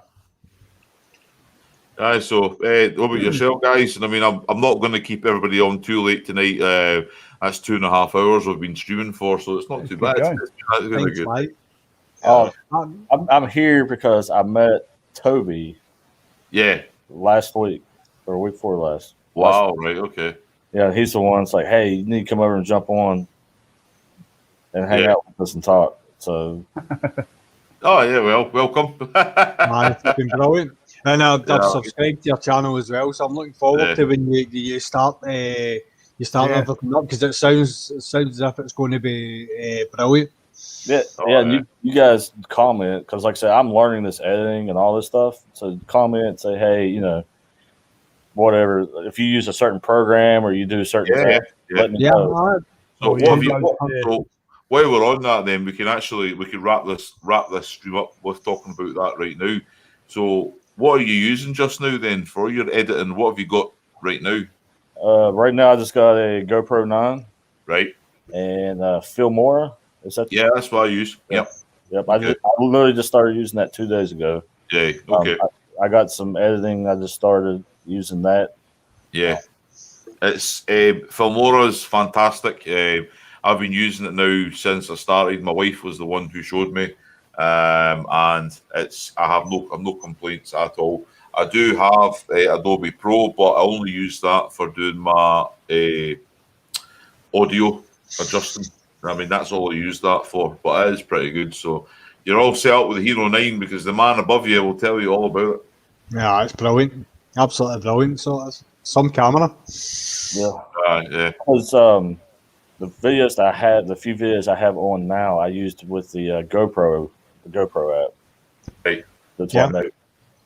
Like I said, I just started doing the Fillmore 2 days ago, working on footage that I have. Right. Yeah. All right, cool. Well, that's what I'm saying. It's all about, I mean, you'll all learn that Filmora can be a bit, what's the word for it? Temperamental. It's one of those funny ones, but at the same time, it does absolutely everything you need to do. You can cut and edit, and as you say, the GoPro Hero 9 is. I haven't got one, but from what Zed says, it's meant to be fantastic. So can't complain. The problem I've had with the GoPro Hero 9 right now that I'm trying to fix is using the mic. Like, I'm having trouble with it picking up the mic. Like, it's not. Right. Yeah. When you go over to the setting for your mic, it doesn't want to pick it up. Right. Okay. I'm in the position just now that I don't actually use it for my mic. I've got a GoPro Hero 4, which I use along with a Sena GP backpack. So my Sena headset that I've got on the side of my helmet wirelessly connects to my GoPro Hero 4. So I'm using the Sena's noise cancellation software along with the GoPro Hero 4 for my audio, and it's a system that's working for me. So I'm not even going to go get the media mod for the Hero 9. I've got that basically for the image stabilization and all the other features that come with it.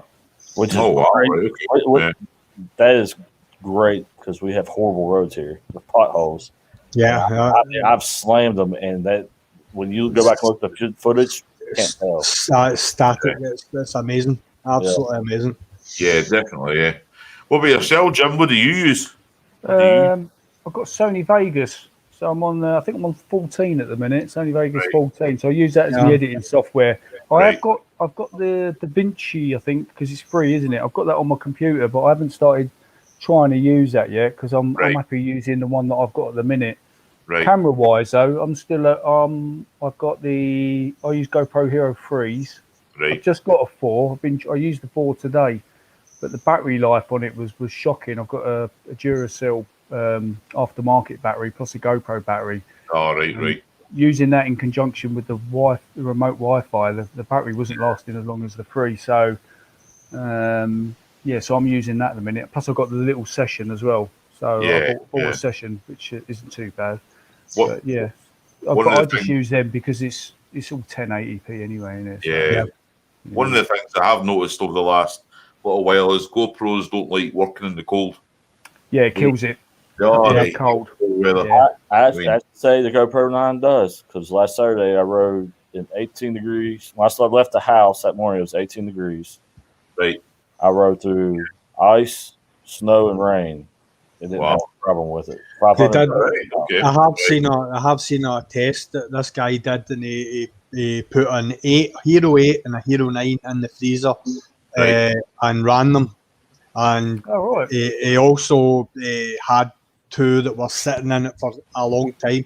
The 2 that were in it were never going to work, but the 2 that were in it was the 8 that shuts down. It's got a safe mode. As soon as it sees that it's getting too cold, it shuts itself down. But the 9 ran longer. Right. I took my drone. I went and took my drone out last weekend to do some practice flying, and it's amazing. We put the battery in the drone, and it was 100%, and I flew it about 50 feet in the air, and I could see the battery just dropping. Yeah. Like you look on your phone when it's connected, and it just went from 100% to 65% in about 4 minutes. That's how cold it was up there. In the air. It's unbelievable difference. Whereabouts was that you were flying it? Because the water that was all frozen was absolutely fantastic. Yeah. That's basically up here in Falkirk. Honestly, it's so what happened is we were just out for a drive. We're looking at just like we're trying to stay like local for this, like this one bit of exercise kind of thing. And I'm like, I need to go someplace and go for a walk that's semi-decent. So we went up there and I took the drone, and then I seen this frozen, like this big frozen like bit of water, and I went, let's stop there and see what that's like, and just put the drone straight up in the air, and then all these people just came out of nowhere. You know, see them. Yeah. ooh, you know, and they're like, and I went, right, but you're allowed to fly it. The law says you're allowed to fly the drone as long as you're not flying over the top of people and causing a problem. Yeah. Okay, right. Have you got So, do you have the drone code on your phone? the drone You can code? download, drone code. There's a drone Oh, yeah, code. I've got that. Sorry. Yeah. 'cause I have that. I've got that app. Plus, do you Yeah. have I've got the what was it called? The UAV, forecast. Yeah. You know, you got that. It tells you as well, doesn't it? It tells you can. Yeah. See, I thought about. That's what I've got. Yeah, that's all good. I thought about What getting you got again? I've got the DJI Mini, Mavic Mini. Mini, Yeah. Mavic Mini. So you're under the weight then, anyway. You're under the 230 Yeah, grams. So that's Yeah. so that's classed as recreational. So as long as you stay away from people's houses and stuff, and under. Well, believe it or not, I can. I'm allowed to fly that in my back garden. Yeah, because it's your own house. Yeah. Yeah, I can go straight up in the air if I want. Yeah.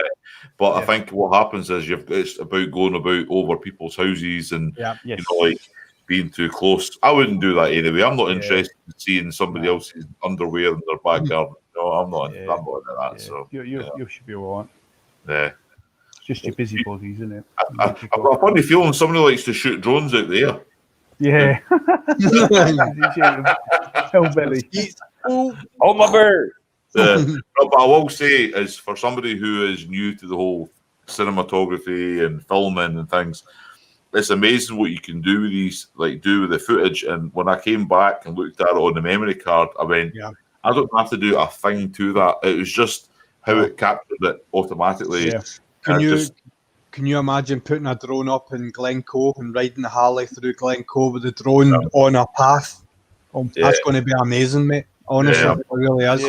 I'm going to give it a try. The only problem with the Mini is the Mini on the original DJI software, I think, doesn't do the tracking. Right. Yeah, follow me. But the beta version does, which is okay for that. But at the same time, though, there's no reason why that I couldn't get my wife to ride her bike through Glencoe and I could follow her. You follow her. That's why I was looking for one that would fit in the saddlebag with the tracking. So I'm out somewhere. The Mini 2 will do that. The new one will, but the original one won't. So or you buy your the second-hand DJI Spark. Yes. So that was the Mini one before. That's what I used to have. Spark. That's got all of that. It's got follow me and all that business. You just got to keep. If you do go, just keep the speed down. You know, and obviously somewhere where you haven't got too many trees and stuff. Obviously, There's nothing there. Honestly, I've invested in some nice camera gear over the last small time, and one of the best things I've ever bought is one of those drones. It's like I've seen things that I've never like you fly it up there and you go, I never knew that even existed. Like parts of where you are in where I'm in Falkirk, and my brother and my sister were like, where's that? Like the same as what Zed said as well, like, wow, where's that in Falkirk? And I went, it's 3 miles away. You would never know, so but hopefully it'll all come to play, and as I say, future videos shall include some drone footage when we're allowed to go out and play again. So that's all, guys. So I think I'm going to call it. I think I'm going to call it quits for the night. I think 2 hours and two and a half hours. I think of everybody. Is that a good night? It's about 9 hours shy of military biker's best, but it was a good. I know. He was telling me he went for 12 hours one night, and I went. I'll tell you a story about that. I was on his live stream when it started. I went to my bed and got up and came back on it later on. Still on it. Wow. Yeah, he was still on it. It was unreal. I was like, no way. Brilliant. Wow. I mean, what did you talk about? Every motorbike on the planet for 12 hours? I have no idea. No, it's unreal, isn't it? So, So I'll click what I'll do, guys. I'm going to give it a wee outro, finish off the night, and thank you for joining me tonight. It's been a great night. It's been a good chat. I've been enjoying it. I mean, I won't, obviously, I'm not going to do I'll do it every week if everybody wants to do one. If not, then, as I say, somebody else wants to host it, then feel free. It's a good chance to catch up with you guys since we're all in lockdown, and good chance for everybody to watch and see what we're all up to on or what the future plans are. You know, I know things don't Cool. change on a weekly basis, but you never know. So, You never know. Yeah. Definitely. right. Oh, dude. So if cheers for you that. want to, I'll give you guys the floor. Give everybody your YouTube channels, and then you can hopefully see if anybody wants to subscribe before we sign off for the night. So, have at it. Well, as you can see down in there, Z-Head Motor Vlogs. Give us a wee follow if you want to watch some silliness. I don't know. Right. Yeah, cool. Hellbell, are you the same? You want to give your channel a bit of a plug? Yeah, as you can see in the comments, you see my Hell's on 2 wheels. Right. And the longer you watch this series, the more you'll realize why my hashtag is Raise Hell Make Bell. Yeah. Right. Okay. Right. Because it's not because I'm telling you now, I do not take anything serious, and I get in some predicaments. Yeah. Right. Okay. right. No problem. Right. Okay. We'll go with that. Right. Jim, you want to say anything before I end the show? Yeah, subscribe to my channel, you dickheads. Oh, Nah. PG-13. What the hell? Hellbelly, do you? What's your channel called? Is it Hell. Hellbelly? I am Hell Belly on Hell's on 2 wheels. Hell's on 2 wheels. That's it. I've been trying to look for it all this time and I couldn't find it. Hell's on 2 wheels. I typed Gotcha. it in. I typed it in. I had dueling banjos and everything. Yeah, I had some dodgy rock band. I was Hey, just like, I can play the banjo. So next time I'll bring it out and start. Spot on. right, cool. Well, everybody who's watching this, guys, these obviously YouTube channels, go and check them out. Subscribe if you're enjoying the content. I'm sure they'll appreciate everybody, and drop them a comment, like the whole notification bell, and I'm sure they'll appreciate it. It helps everybody out, and as I say, whoever's subscribing, I'm sure we'll check your channels out as well and move forward with that. And as I say, we're one big community. And as I say, it's community over competition. We're all here to help each other out, and it's one of the things I will stick by. So I am Gareth from Burning Gas, Hauling Ass, and thank you everybody for watching. So have a good night, guys. Have a good weekend, and I'll catch you all later. See you later. See ya. See you later. Yeah.